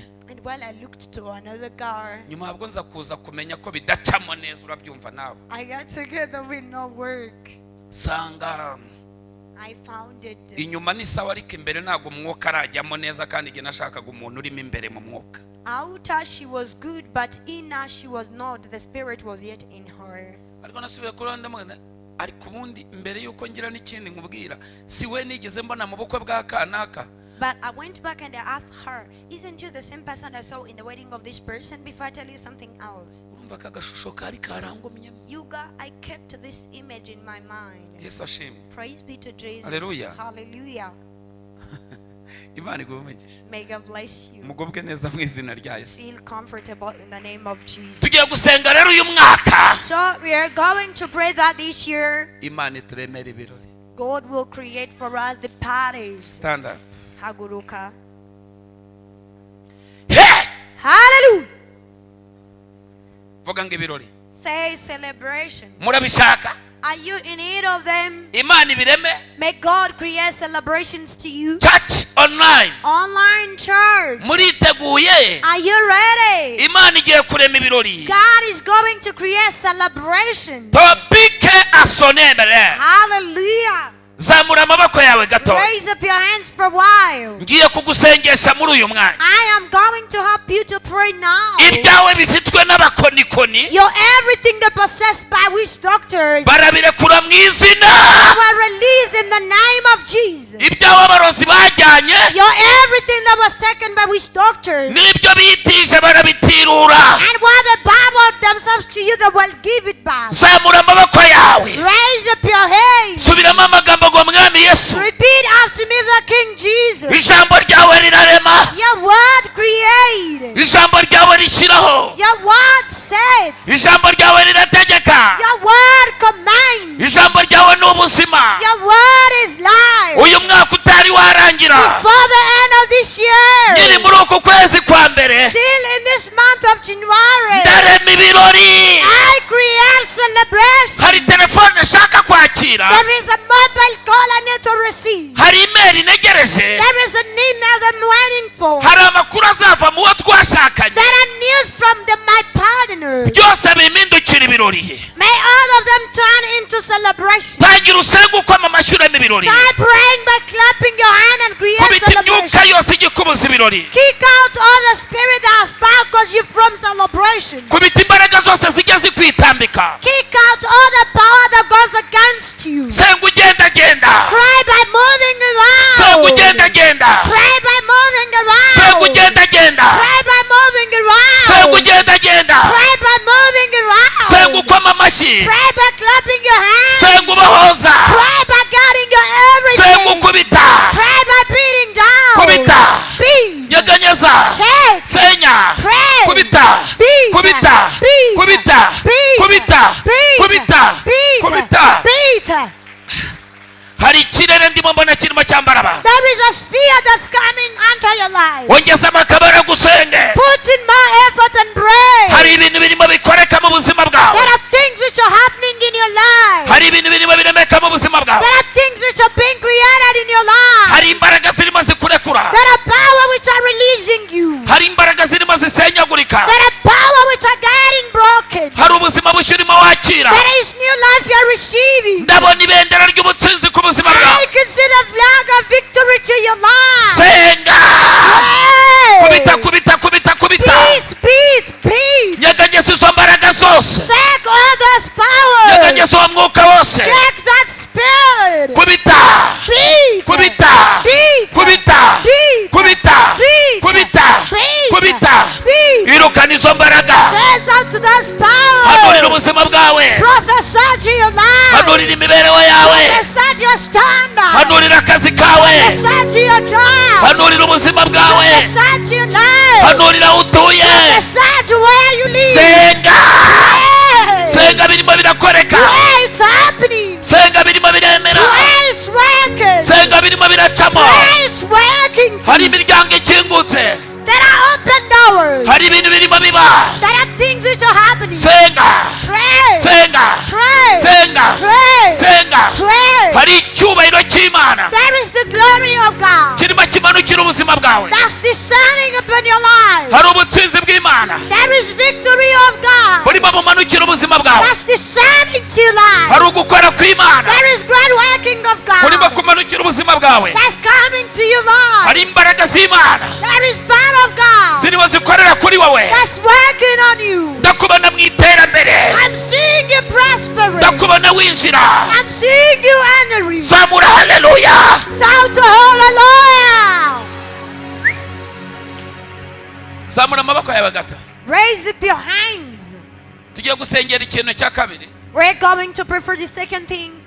duhamagaye iterambere We call prosperity. duhamagaye ibirori We call celebrations. ariko Battle. hari n'umwuka ujya ubyitambika There is a spirit that stops them. hari umwuka wa karande wo mu muryango There is a generational curse spirit. umwuka wakurikiye sogokuru The spirit that was following your grandfather. umwuka wakurikiye so The spirit that was behind your father. ugasanga ibyabaye iwanyu nawe birimo biragenda bigukurikirana. And you find what happening to your family is happening to you too. Wajya kugera ku kintu And if you are almost to achieve something, ubona ukireba mu maso yawe and you see that you can find it in your eyes, ukayoberwa aho kinyuze, and it down away passes. uyu ni umwuka. This is a spirit. Ntabwo rero twawemerera. So we cannot allow it. Kandi And Yeremiya Jeremiah 5 chapter 5 14 14. umva icyo Bibiliya ivuga. Listen to what the Bible says. Bibiliya iravuga ngo The Bible says that. ngo nicyo gituma umwami Uwiteka avuga ngo That's why the King the Lord says ubwo bavuze iryo jambo that,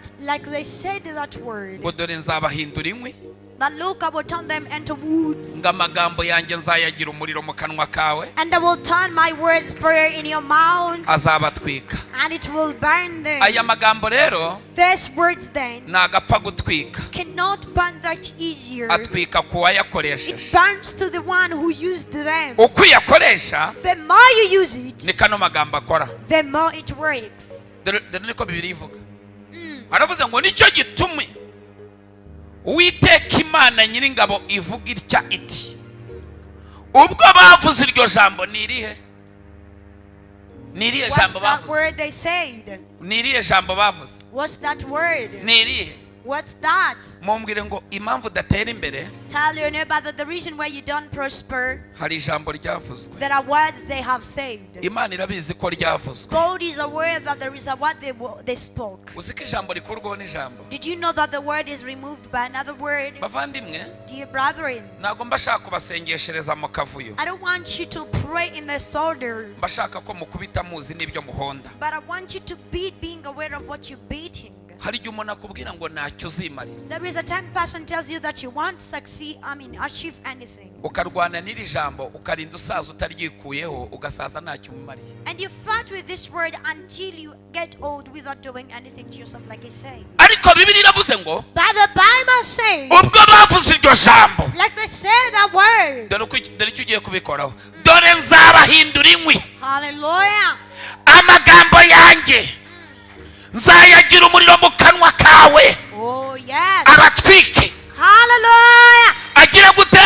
It will do what? Agira gute? It will do what? Tugiye gutwika rero. We are going to burn them. Hari ijambo ryakuvuzweho, There is a word spoken to you. ntaryo uzi. You don't know it. Twebwe turatwika n'iriba rihari riravaho. But we shall burn if it's there, will be removed. Twebwe turatwika, umva, Our task is all about burning. ab'isi batwambura imvugo. The word these people take off a speech from us. Aya materime ngo gutwika dore ni Bibiliya yavuze.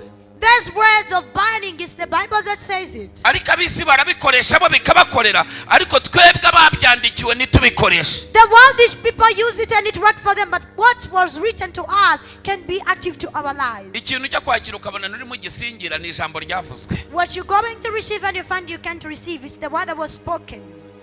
Zamura amaboko yawe, Raise up your hands. vuga ngo mwami Yesu Kristo, Say, King Jesus Christ, ubwo bavuze iryo jambo like they said that word, ngo ntacyo nzimarira, that won't be useful, ngo nzapfa ndi umukene, that will die poor, ngo nzapfa nabyaye, that will die without giving ngo birth, sinzakomera, that I shall never be great, ngo nubwo nakubaka, even though I can get married, ngo urugo ntiruzabaho. my marriage will not sustain me. Baneze iminsi They have given me days bakoresheje amagambo, using words, ariko ubwo bavuze iryo jambo but like they said that word, bishingikirije that was basically on ubwami bw'umwijima. darkness kingdom. Nanjye agiye kwivugaho amagambo I too am going to confess words on myself, nishingikirije ubwami bw'umucyo. basing on the light kingdom. Aya magambo yose yavuzwe All those words that were spoken, ndayatwitse nonaha. I burn them now. Twika, Burn. ivuga amagambo. Speak good words upon your soul. Niba baravuze ngo ntacyo uzamara, If they said that you won't be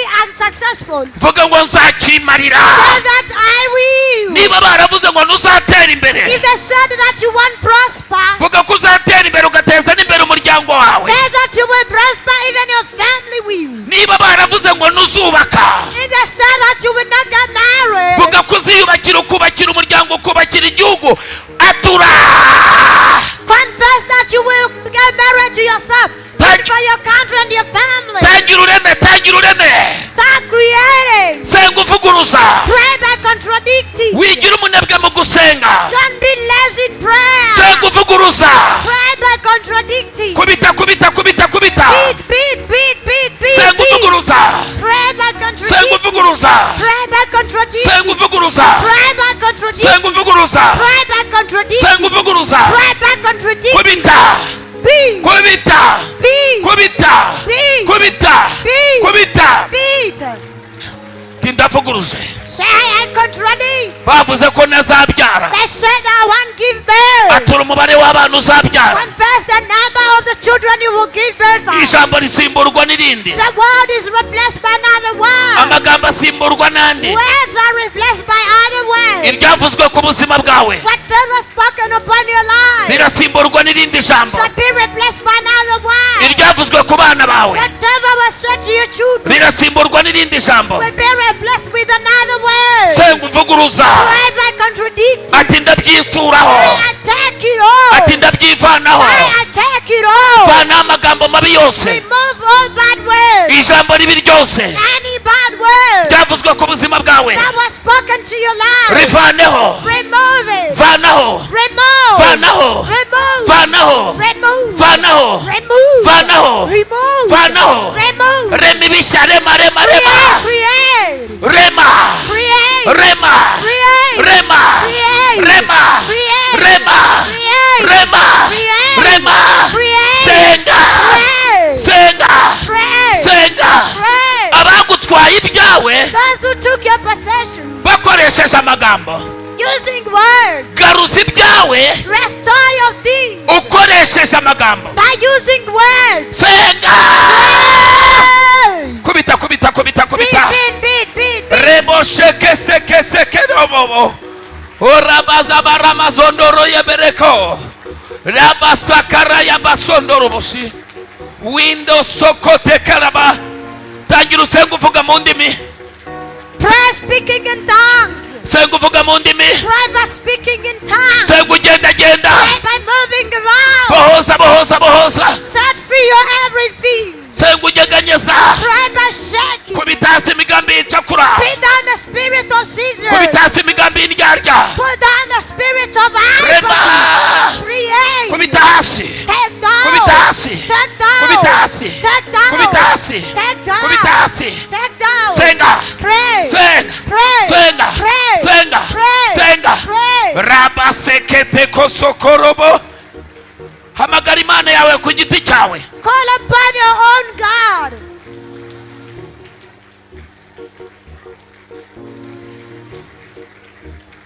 Uko murimo musenga Like you're praying. hari abantu barimo basubizwa. There are people who are being answered. Uko murimo musenga Like you're praying. hari abantu barimo batabarwa. There are people who are being rescued. Uko murimo musenga Like you're praying. hari abantu barimo binjira mu byabo. There are people who are entering in their possessions.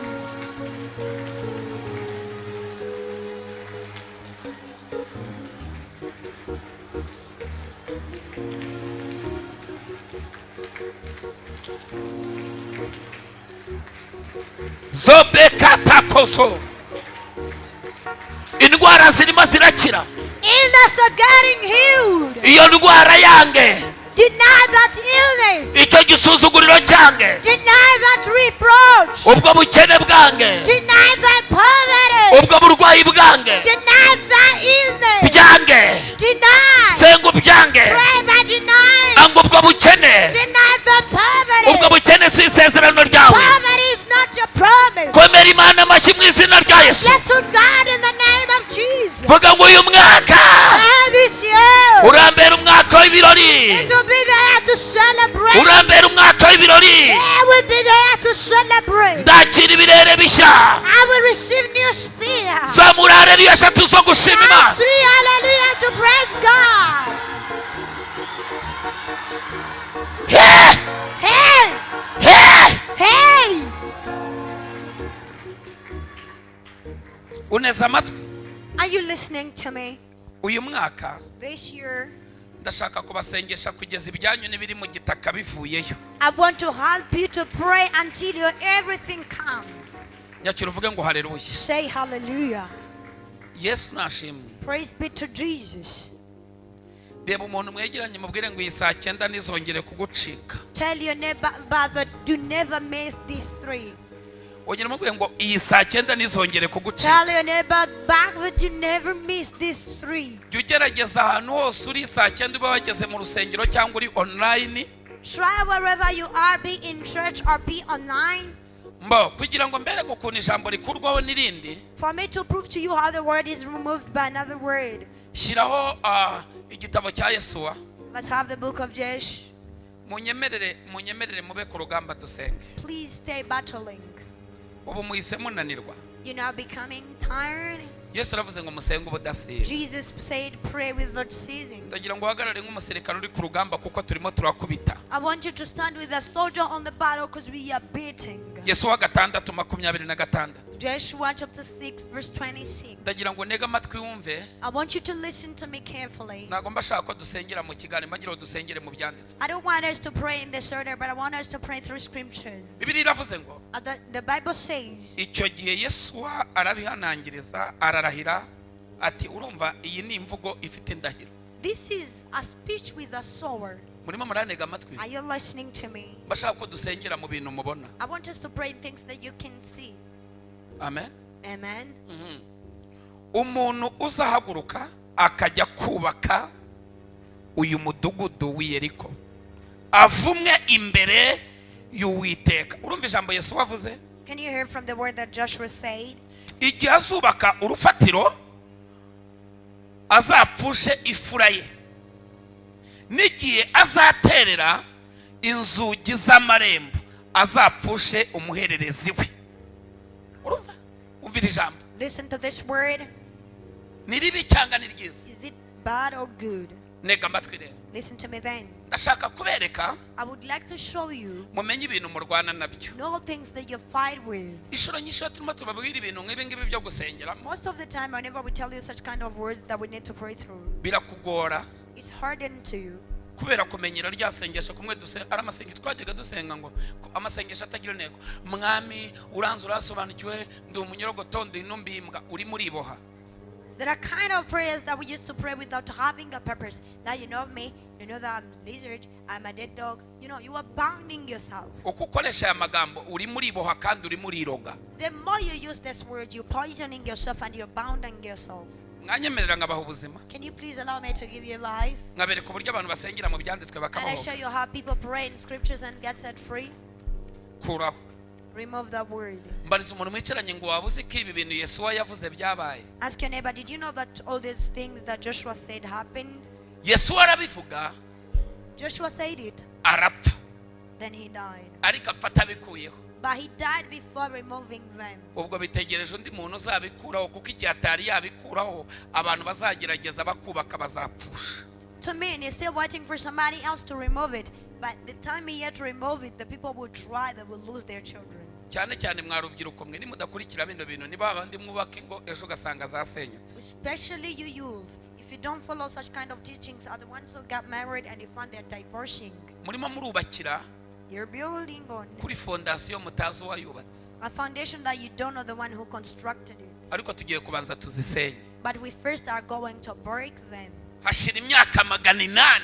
And it was 800 years Yesu wavuze rino jambo yaranapfuye. after Joshua said this word and he died. Yesu yamaze imyaka 110. Joshua spent 110 years, Ariko apfa avuze ijambo. but he died after saying a word. Reba umuntu mwegeranye ngo umumbwirire ngo uzi ko ushobora kuba urimo urwana n'ijambo ry'umuntu utakiriho. Tell your neighbor that it's possible that you may be fighting with the word of the person who is no longer alive. Umuntu utakiriho kujya gutera ubwoba kandi Kristo yarazutse ari muzima. Mwaretse tukibohora tugakira. Why can you be terrified by the person who is no longer alive? While Jesus, who's been with us, is still alive. Why can't we set us free and live? Reka bashyira abami ba mbere ibice 16 umurongo wa 34 wumva umuntu byasohoyeho. Uretse uzubyo. 16:34 First Kings. Nabivugiye muri Yesuwa. Didn't he say it in the book of Joshua? Hashize imyaka 800. It's been up to 800 years. Abami ba mbere 16:34 kugira ngo tubone uko dusenga. First Kings chapter 16:34. Ndashimira Imana ko noneho musigaye mwandika. I Murimo love murakora. that you're writing down something. Biragaragara ko mushaka gukomera. It's It's obvious that you need to grow mature. biragaragara ko mwiteguye ibirori koko. It's obvious that you're ready for celebration. ubundi mu bihe byashize igihe najyaga mvuga ibintu nk'ibi nkabona abantu barimo barasohoka ariko murimo muranyereka ko mufite gahunda y'uko tujyanye. In past time, I used to say such things and people come out and go, but you are proving to me that we're together. nushaka kujya ubyandika kuri phone. Though you may write them on your mobile phone. aba bantu badukurikirana online. These people follow to us online. iyo sohotse nibo bantu basubiriramo ibyo bize buriya babicaye imbere ya televiziyo barimo bandika. When I go outside, it's when they start repeating for me what I've been learning because they are following on TV, writing something down. umva uko Bibiliya ivuze. Hear from what the Bible says. Bibiliya iravuze ngo ku ngoma yahawe Hiyeri w'i Beteli yubaka Iyeriko. Iyeriko hari ijambo rivuga ngo nizagira gute? Nizubakwa. Uzayubaka azagira gute? Uzapfusha abana. Uzasana azagira gute?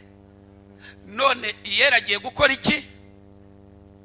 mbariza umuntu mwicaranye ngo ubwo urimo urakora icyo utarabanza gusenya ibya mbere. Ask your neighbor, what are you doing before breaking the previous?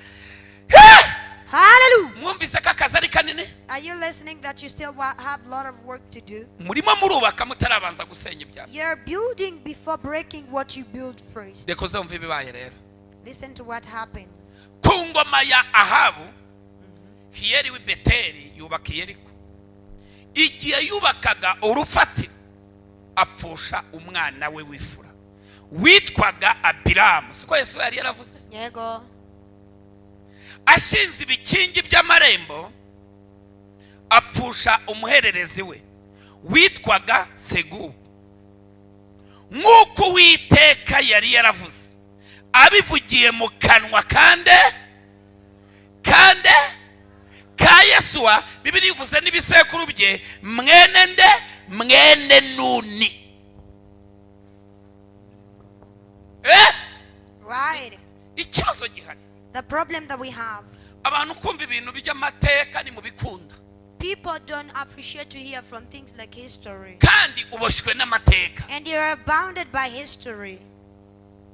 Amateka akurwaho n'andi mateka. History is removed by other history. Ijambo rikurwaho n'ijambo. The word is removed by another word. Igitambo kigakurwaho n'igitambo. And the sacrifice is removed by other sacrifice. Umwuka ugakurwaho n'umwuka. And the spirit is removed by another spirit. Kugira ngo umuntu ababarirwe ibyaha. For a man to be forgiven. Nuko yagombaga kubanza agashaka igitambo cy'amaraso bagashaka umutambyi udafite inenge n'igitambo kidafite inenge kugira ngo abashe kubabarirwa ibyaha. It's that you should look for a sacrifice that shed blood and you find a priest so that you may be forgiven. Ukeneye iki? Igitambo. What do you need? You need a sacrifice. Ukeneye iki? Umutambyi. What do you need? You need a priest. Kandi byose byera. And all of it which is wholly sanctified. Yesu abibonye. While Jesus saw it, ahinduka umutambyi ahinduka n'igitambo. he became a priest, sometime a sacrifice. Akuraho ibitambo n'abatambyi. He removed all the sacrifice and the priest. Ahinduka umutambyi mukuru. And he became the elder priest. Iyo kuki atamanitse amaboko ngo haleluya ngo ndabababariye. Hoya yagombaga umva ikintu cyose protokole cyakorewemo ni nayo Imana igikoreramo kuko Imana yubaha amahame. Why did he raise a pen and say that I forgive them? No. God respects principles and he works everything under its protocol. Murumva icyo bita kubohoka? Are you listening to what we call deliverance? Birangiye rero. After that, umva ibyabaye. listen to what happened. Hiyeri apfusha umwana we. Ahel lost his child. Apfusha ifura apfusha n'umuhererezi. He lost his firstborn and lastborn. Uyu mudugudu And this city, uragenda uhura n'ibibazo. it faced a lot of troubles. Icyo bagerageje cyose kikaba. And whatever they try failed. Ngirira umuntu mwicaranye ngo mumbarize ngo hari ibintu iwanyu bijya bihaba bigenda byongera byisubiramo. Ask your neighbor, do you face some repeatedly things in your family? Mumbwire ngo ni ijambo ryahavuzwe. Tell your neighbor that it's a word that was spoken there. Ariko uyu munsi turarikuzaho. But today we shall remove it. Uyu munsi turarikuzaho. Say we will remove it today. Waba nkurikiye uri muri Amerika, Whether you're following me from the US, waba uri mu Burayi, whether you are in Europe, ndohereza ijambo rirakubohora mu I izina rya Yesu. transfer the word and will set you free in the name of Jesus. Komera Imana amashyi n'uyu munsi. Offer round of applause to God is today. Kubohoka ntago ari ejo. Deliverance is not for tomorrow. Subiramo ngo ni uyu munsi. Repeat that, it's today. Turashaka gusengera mu byanditswe ubuzima bwacu bugahinduka. We need to pray under scriptures and our lives change. uyu mudugudu this city urakomeza umera utyo. kept on remaining that way. Hagurutse rero, And it stood then. hari haravumwe n'umugabo ufite imigabane ibiri It was cast by the man with double portion, witwa called Yesuwa. Joshua. Hari hategereje undi muntu ufite imigabane ingahe? Ibiri. It was waiting for another man with double portion, Witwa nde? called who? Elisha. Elisha. Abami ba kabiri 2 Kings ibice bibiri chapter 2 umurongo wa 19. verse 19. Haleluya. Hallelujah. Hey. Ntabwo amarangamutima yanjye yakubohora, ijambo ry'Imana niryo ribasha kukubohora. My emotions cannot set you free, but the word of God can. Yes, ashe. Praise be to Jesus. Aha. Bukeye abanyamudugudu baho babwira Elisa bati, dore uyu mudugudu uburyo uri heza nk'uko bireba databuja, ariko amazi yaho ni mabi, kandi muri iki gihugu imyaka irarumba. Umva kakana. Listen to this. Umudugudu uri heza, Their city is well located, ariko bararumbya. but they don't get crops. Iwacu turi beza, We are beautiful in our family, ariko niturongorwa. but we don't get married. Iwacu turi beza, We are beautiful in our family, ariko nitwubaka. but we don't build and get sustained. Iwacu turi beza, We are beautiful in our family, ariko tugira umwuka w'umujinya. but we have the spirit of anger. Iwacu turi beza, We are beautiful in our family, ariko tugira inyatsi idashira. but we have endless devour. Iwacu turi beza, We are beautiful to our family, ariko tubyarira mu rugo. but we give birth with no marriages. Muntege amatwi. Listen to me. Ibyo ntabwo mubizi, Don't you know that? bihora bikurikirana abantu. Does it always follow you? Online mukomeze mwikonekite mugiye kubohoka mbere y'abandi. Online church, keep connecting yourself. You're going to be set free before others. Tugiye guturitsa ikintu We are going to burst something here ku buryo abadayimoni in a way that demons, nabo bari bafite bagiye kurekura bagashya. they're going to release whatever they had. Utiri waguruka kwa amashyi uvuga ngo abazimu barashya. Without standing, applaud and say the demons will be bound. Vuga ngo mwabadayimoni mwe, Say, you demons. burya si buno. Last time was not today. Uyu mugoroba w'uyu munsi Say today's evening. turabatwika. We will burn you. Murarekura ibyacu. You will release our possession. Abari bafite ibyacu barabirekura. You want our everything will release. Abari bafite ubucuruzi bwacu You baraburekura. want our business will release. Abari bafite akazi kacu barakarekura. You want our jobs will release. Vuga ngo uyu munsi, uyu munsi, uyu munsi, uyu munsi. Say today, today, today. Subiramo ngo uyu munsi, uyu munsi, uyu munsi. Repeat today, today, today. Uyu munsi ni umunsi wawe. Is my day. Ni umunsi wawe kubahoka. Is your day to be delivered. Imbago zashinzwe iwanyu The boundaries set to your family zivuga ngo iwanyu ntawe ukira. that says no one will be reached. Turazishingura. We will remove them. Iwanyu ntawe ateye imbere. No one prosper to your family. Wowe ugiye gutera imbere. You're going to prosper. Iwanyu ntawe akomeye. No one has become great. Wowe ugiye gukomera. You're going to be great. Iwanyu ntawe wubatse. No one builds. Ugiye kubaka. You're going to build. Iwanyu ntawe atunze inzu. No one owns a car. Ugiye kugira imidugudu. You're going to have Ta, ta, real ta, ta, ta, ta, ta, ta, ta, ta, ta. so. Orabasokoromozobarababa. Koma amashyi abarozi birukanke. Clap for Koma wisdom amashyi and abadayimoni knowledge. bahunge. Clap and Koma amashyi wisdom abako- knowledge. Vuga ngo leo ni leo. Say today is today. Lebo sokote kosebo. Uyu munsi urabahoka. Today you will be set free. Uyu munsi urakira. Today you will be healed. Uyu munsi urinjira mu isezerano ryawe. Today you will enter in your promise. Uyu ni umunsi wawe. Today is your day. Ibyakubashye biri buze kukurekura. Where bound you will release. Ibiganza byawe ntibyakiraga. Where your hands was not receiving. Ariko uyu munsi wa none That today ibiganza byawe biraza kwakira. your hands will receive. Uyu munsi, uyu munsi, uyu munsi. Today, today, today. Rabo sheketeko. Hey! Hey!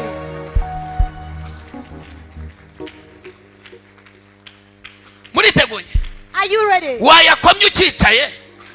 Why can't you applaud more as you're still seated? Aya mashyi urimo kwemera mu nzu y'Imana. The applaud you're giving in the house of the Lord, Yageze kuri kavukire iwanyu. it have reached to your birthplace. Yageze kuri kavukire ikiri wanyu, It have reached to your birthplace. yageze kwa sogokuru, It's to your grandfather. amahembe arimo aravunagurika, The horns are being cut off. ibitega birimo birarekura abantu, All the witch doctors craft aya mashyi urimo ukoma, the applause you give it. ingoyi zose zirimo ziracagagurika, All the ramps are getting cutted. abarozi Witch doctors, barimo barapfa, they're dying. aya mashyi The applause. uko urimo wongezamo imbaraga, As you are doing it more. abarozi barimo bararekura, Amazing. rabo sokota kababa.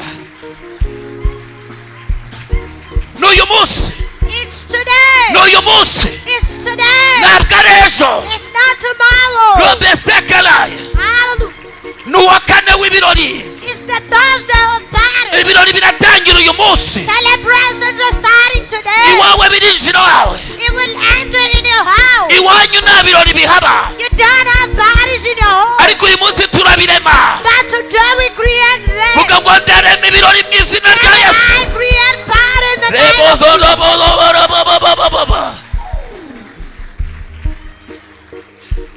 Ndabona kuremeka kw'ibirori, I could see parties being created. ibirori birimo biraremeka, Parties are being created. iwanyu hahandi, To your home there. iwanyu kwa kanaka, To your home at your father. iwanyu kwa runaka, To your home, to your ni household. wowe wazanye itsinzi. You're the one who brings victory. Subiramo ngo ibirori, Repeat after me the celebration. subiza icyo cyanditswe. Let's have back a scripture.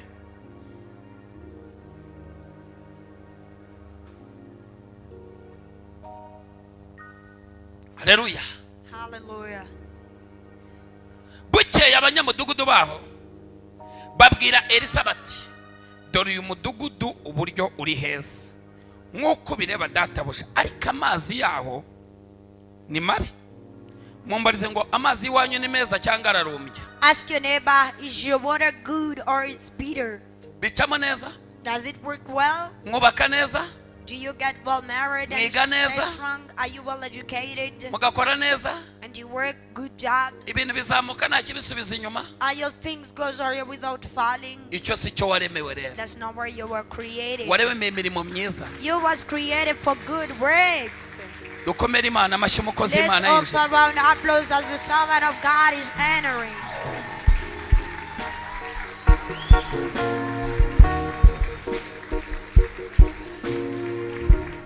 Twese ngo amen. Let's all say amen. Ha.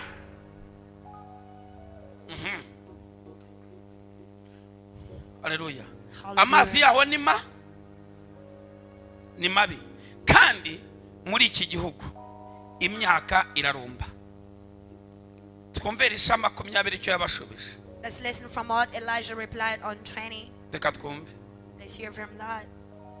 Shyiraho 20. Let's hear from 20. Aha. Aravuga ati, nimunzanire imerezo sha muyishyiremo umunyu. Nuko barayimuzanira. 21. Arasohoka ajya ku isoko y'amazi. Ubaka kanya. Now, Mu isi y'umwuka ndashaka kwinjira iwanyu. in a spiritual realm, I need to enter to your house family. Nk'umuhanuzi usigiwe kuyobora ubuzima bwawe. Like a prophet who is anointed to lead your life. Mu isi y'umwuka In a spiritual realm, ngiye kwinjira iwanyu. I'm going to enter to your house. Ngiye kujya iwanyu. I'm going to enter in your house. Ngiye kwinjira iwanyu. I'm going to enter in your house. Ubu iwanyu niho ngiye gukorera. This is where I'm going to work. Ngiye kujya kuri kavukire I'm y'iwanyu. going to enter to your birthplace. Ngiye kumishamo umunyu muri ya soko. I'm going to mix in some salt to your spring. Muri ka kariba bakuzirikiyemo hamwe mwajyaga muvoma amazi mu In kabande. that spring where you used to fetch water where they bounded you. Kuri rya riba rimwe kuri kano, kamwe iwanyu kuri kano. On that spring where you used to fetch water. Iwanyu kuri kano, urahaze kuri kano. Do you remember there where you used to fetch water? Aho wavukiye hose. Wherever you was born. Aho bafashe ka kambaro kawe ka karanje k'ikigereka, mvuga iranje nibwo mubyumva mvuze twa twenda tundi twahini mwatumenya. Wherever they took kind of diapers to at your time. ndavuga yaranje mvuge n'akaga pampers. I'll speak about the diapers. Nibwo mubasha kubyumva. This is how you will understand. Aho bagafashe bagatongera bakavuma. Wherever they took the diapers and spelled on it, Tugiye kwavumura. we are going to take off that curse. Uyu munsi wa none. Today, Nta muntu wakubohora no one can set you free atabanje kumanuka iwanyu ku isoko. before descending to your own birthplace. Elisha agiye Where Elisha is going, agiye ku isoko. is going to the spring. Subiramo ngo ku isoko. Repeat, on the spring. Byapfiriye ku isoko bigiye gukirira ku isoko. It fell on the spring and it's going to work on the spring. Amen. Amen. Uyu mudugudu ni uw'Iyeriko. This city is for Jericho. Wavumiwe Iyeriko ugiye kuvumurirwa Iyeriko. It was cast at Jericho and it's going to be taken off cast from Jericho too. Wavumwe n'umuhanuzi Yeshua ufite imigabane ibiri ugiye kuvumurwa n'umuhanuzi Elisha ufite imigabane ibiri. You was cast by the prophet Elijah who had double portion, and you're going to be taken off the curse with a prophet Elijah with double portion too. Ntabwo ari abantu bose babaho. And not all the people who can set you free. Vuga ngo amavuta ararutana. Say anointing has dimensions. Eliya uyu mudugudu yawuciyemo. Elijah passed in this city. Yagiye atawuvumuye kuko yari afite umugabane umwe. He went without taking off the curse because he had one portion. Ariko Elisha w'imigabane ibiri But Elisha of double portion agiye kuwuvumura. is going to take off the curse. Yakira uvuge ngo haleluya. Say hallelujah. Uriteguye uyu munsi? Are you ready today? Ndashaka kuguhuza n'ibyawe. I want to connect you with your everything. Aramanuka ajya ku isoko y'amazi. It descended on the spring of water. Arasohoka ajya ku isoko y'amazi. Amishamo umunyu. Aravuga ati Uwiteka aravuze ngo ahumanuye aya mazi. Ntabwo azongera kwicana cyangwa kurumbya. Mbwirira abantu batatu ngo iwanyu nta mpfu zitunguranye zizongera kuba, nta n'ukurumbya, nta nyatsi, nta karande, nta shitaniya, nta korotekemeniya, nta gurumino, nta gutunge, na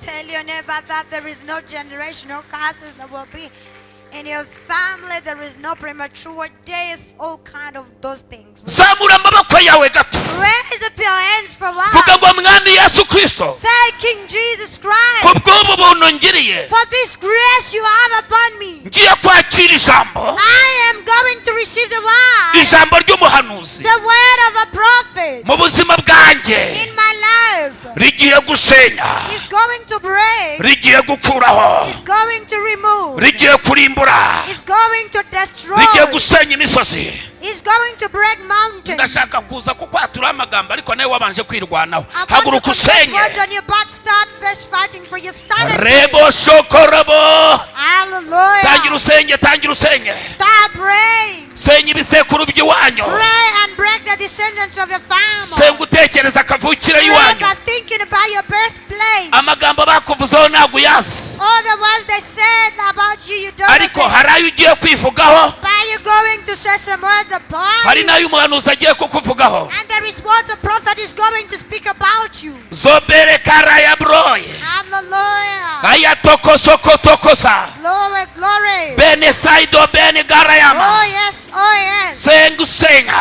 Pray by prayer. Senya igicaniro cy'iwanyu. Break the altar of your family. Senya umwuka w'ubukonikoni. Break the spirit of sorcery. Senya umwuka w'abagambanyi. Break the spirit of betrayal. Kubita usenye. Beat and break. Senya. Break. Senya. Break. Senya. Break. Oya ndabona uri gukoresha imbaraga nke. No, you seem not using much effort. Ongeza imbaraga dukubite. Add in more effort and break. Ongeza imbaraga dukubite. Add in more effort and we break. Kubita. Break. Ntabwo byakubabariye. It didn't feel pity for you. Ntabwo byaguhemewe. It didn't give you time for. Ntibyigeze bikugirira impuhwe. Relaxing, it has never been pitiful for you. Break.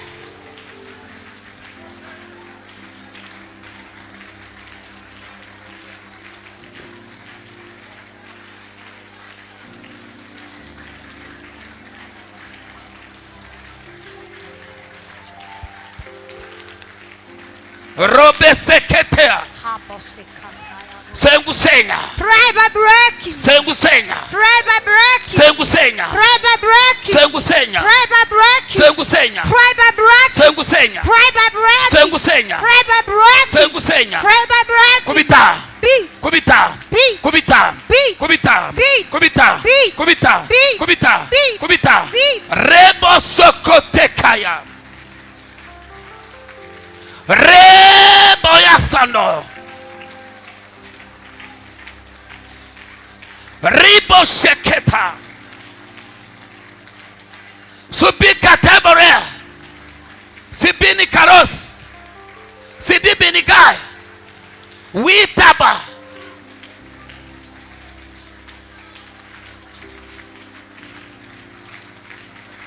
Ufite ubwoba bwo gukubita. Are you scared of beating? Ufite ubwoba bwo kurimbura. Are you scared of destroying? Tangira utinyuke. Start feeling bold. Isoko y'iwanyu The spring of your family. ndayihumanura mu izina rya I Yesu. clean it in the name of Jesus. Mu manu y'iyo soko I clean that spring. aho bakuziritse ngo ukuyeyo, Whenever they bounded you, a guy you owe. bakuzirikiye ku giti They cy'umuvumo bounded you on the tree. nguvanyeyo, I got you from there. ndakuzituye I release you. gutandukanyije n'iyi myuka I y'iwanyu. separate you with other spirits. Robo sokotoko sokoroyoba. Yeah!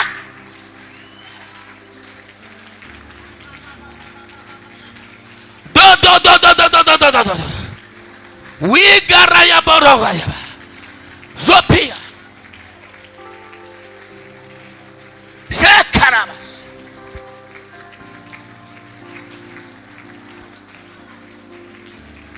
Komera Yesu amashi. I blood to Jesus. Komera Yesu amashi. I blood to Jesus. Komera Yesu amashi kubwo I kubohoka blood kubaye. to Jesus for amazing deliverance.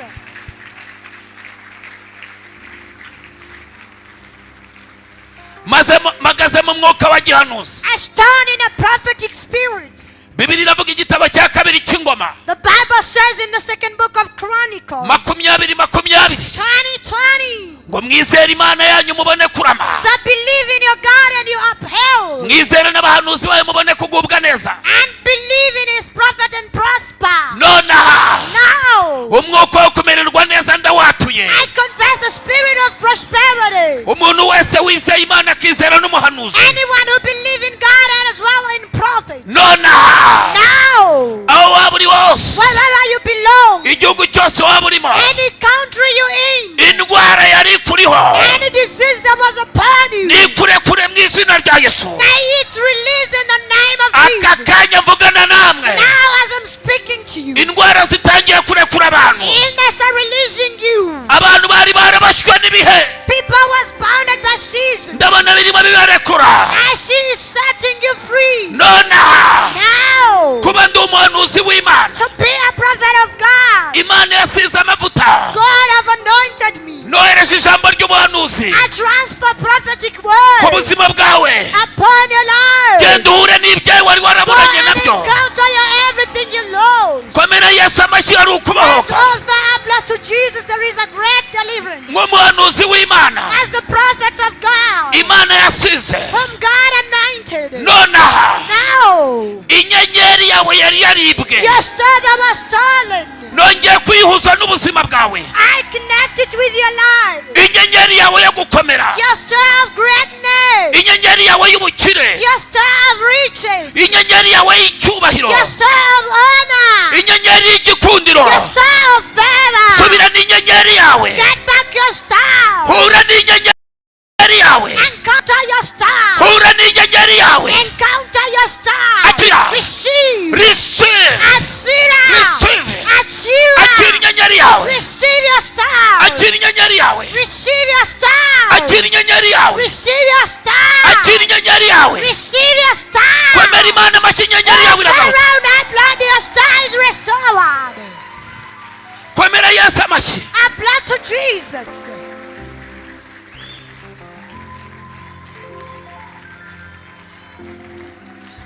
Zamura haleluya zirindwi niba wumva birimo biza. Shout 7 hallelujah if it's coming.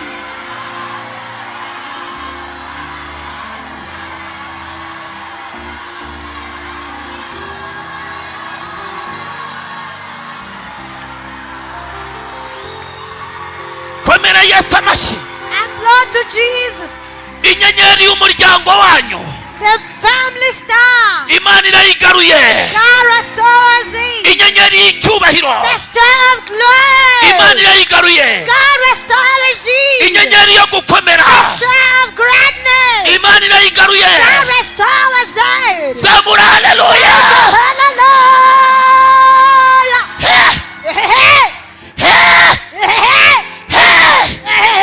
Hari abantu bari baribwa inyenyeri zabo. There are people whom the stars were stolen. Wajyaga gushaka You used to get married ukavugana n'umuntu and you discuss with a person. mwamara kwemerana igihe cy'ubukwe And after you agree on the date of marriage, kubera nta nyenyeri biri imbere because there is no star before them, umwijima ukahabudika. darkness covers you. Inyenyeri yabonetse. And the star is on. Zamura haleluya. Shout hallelujah.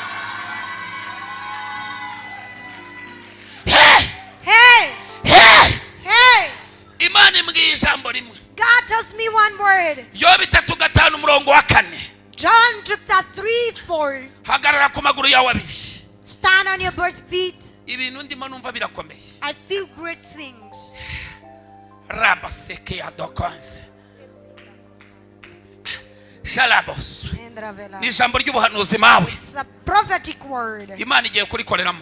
And I'm believing God is going to work in it. Sobeni kantros. And the villa kota. Rabosokota. Montrezele kotabin. Yobu 3:5 Job 3:35. Singide aramesa. And Navina. Winga sopaya. On tedra bela ko. Sobini kantrai. Ante kotayabi. Denipai. Poniva dele kota. Imana imiranyemeza ko. God is convincing me that. Dore ukuntu Imana imbwiye. Listen to what God tells me. Hanyuma yo kubohoka. After you were set free, Irambwiye ngo God tells me that ngiye kugusubiza wowe I am going to answer you n'abagenzi bawe. and your Dore uko brother. Imana ivuze. This is what the Lord Ngiye says. kugusubiza wowe. I am going to answer Ngiye you. mutunga urutoki mubwira ngo Hey, point a finger to your neighbor. mubwira ngo Imana iravuze ngo Tell them that God says igiye kugusubiza wowe that is going to answer you n'abagenzi bawe. with your neighbor. Imana ivuze ngo iki? What does God say? Aya magambo yashyira kuri ekara. Check the words on the screen. Ngiye kugusubiza wowe I am going to answer you. n'abo mwasenganye. And the people you pray to, Wowe n'umudamu wawe. you and your wife, We na famiye you yawe. and your family, Wowe n'abo mwiganye. you and the people you We used n'abo to, mwinginganye. you and the people you Wowe used n'abo to, mwari muteganyije. you and the people you Ngiye- with. I am going to answer you. Ngiye kugusubiza I am going to answer wowe you n'abagenzi and your neighbor. bawe. You and your Mbwirira neighbor. abantu barindwi ngo felicitation. Speak to 7 people that congratulations. Imana iragusubije God answers you. wowe You n'abagenzi bawe. and your brother. Imana iragusubije God answers you. wowe You n'abagenzi bawe. and your relative. Imana iragusubije God answers you. wowe You n'abagenzi bawe. and your relatives. Ndagusubije I answer you. wowe You n'abagenzi bawe. and your relatives. Ndagusubije I answer you. wowe You n'abagenzi bawe. and your relatives. Ngiye ku I am going to answer you. muremeye ibirori I create body for you. wowe You n'abagenzi bawe. and your relatives. Abantu mwaje muri iri teraniro The people come to this side. mwakwakira ibisubizo Imana Why itanze. can't you receive answers from God? Ababyakiriye mwazamuye haleluya. Those who receive, shout a hallelujah. Zamura haleluya. Shout a hallelujah. Ndagusubije I answer you. wowe You n'abagenzi bawe. and your relatives. Dobere asorere Holy Father Kota. azodebone goreba. Ravala Kotabina. Ndagusubije I answer you. wowe You n'abagenzi bawe. and your relatives. Inyenyeri yawe Your star iragarutse is hamwe restored n'iy'abagenzi bawe with your relatives n'iy'abavandimwe bawe. and your brethren. Zamura haleluya. Shout a hallelujah. Ndagusubije I answer you. wowe You n'abagenzi bawe. and your relatives. Imana iravugana nanjye amagambo God akomeye is speaking to me great words. ngo ntabwo bino bintu byari biteguwe That this was wasn't planned, ngo ahubwo irabiremye. but He creates it. Shiraho Bless it. Yesaya 4:8-7. Isaiah 48:7. Yesaya 4:8-7. Isaiah 48:7. akaba karabaye. Something gonna happen. Imana yamanutse. God have already descended. Imana iri muri iri teraniro. God is in this service. Imana imiragendagenda. God is moving around. Bire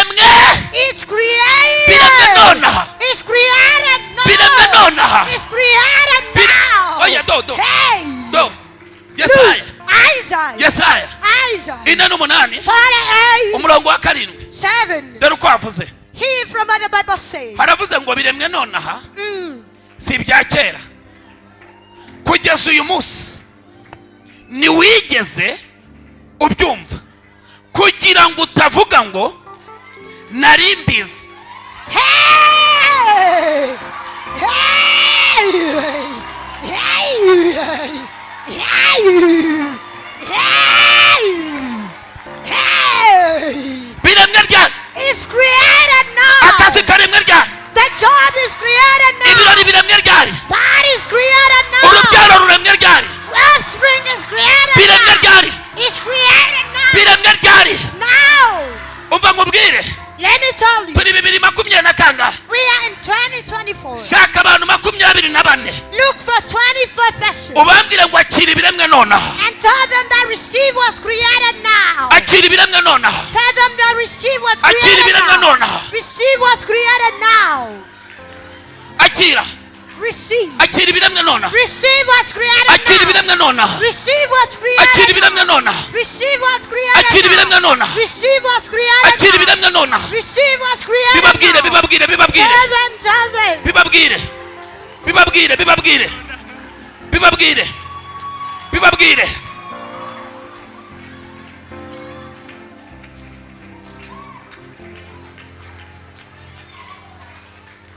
So bikara. Akira ibiremwe nonaha. Receive what's created Bibwire abantu now. 24. Tell 24 people. Biremwe ryari? It's created now. Biremwe ryari? No. Biremwe ryari? No. Akazi waje usengera karemwe ryari? The job you can bring forth is created. Urubyaro waje usengera ruremwe ryari? The children are created now. Ejo utazitwaza ngo warubizi. Do not say that you knew it. Biremwe ryari? Now. Biremwe ryari? No. Ntabwo uri munyumva neza. You don't Biremwe understand. ryari? No. Ntabwo uranyumva. You don't Biremwe ryari? No. Kuwa kangahe? Kuwakane. Biremwe. No. Biremwe. No. Biremwe. No. Biremwe. No. Biremwe. No. Biremwe. No. Biremwe. No.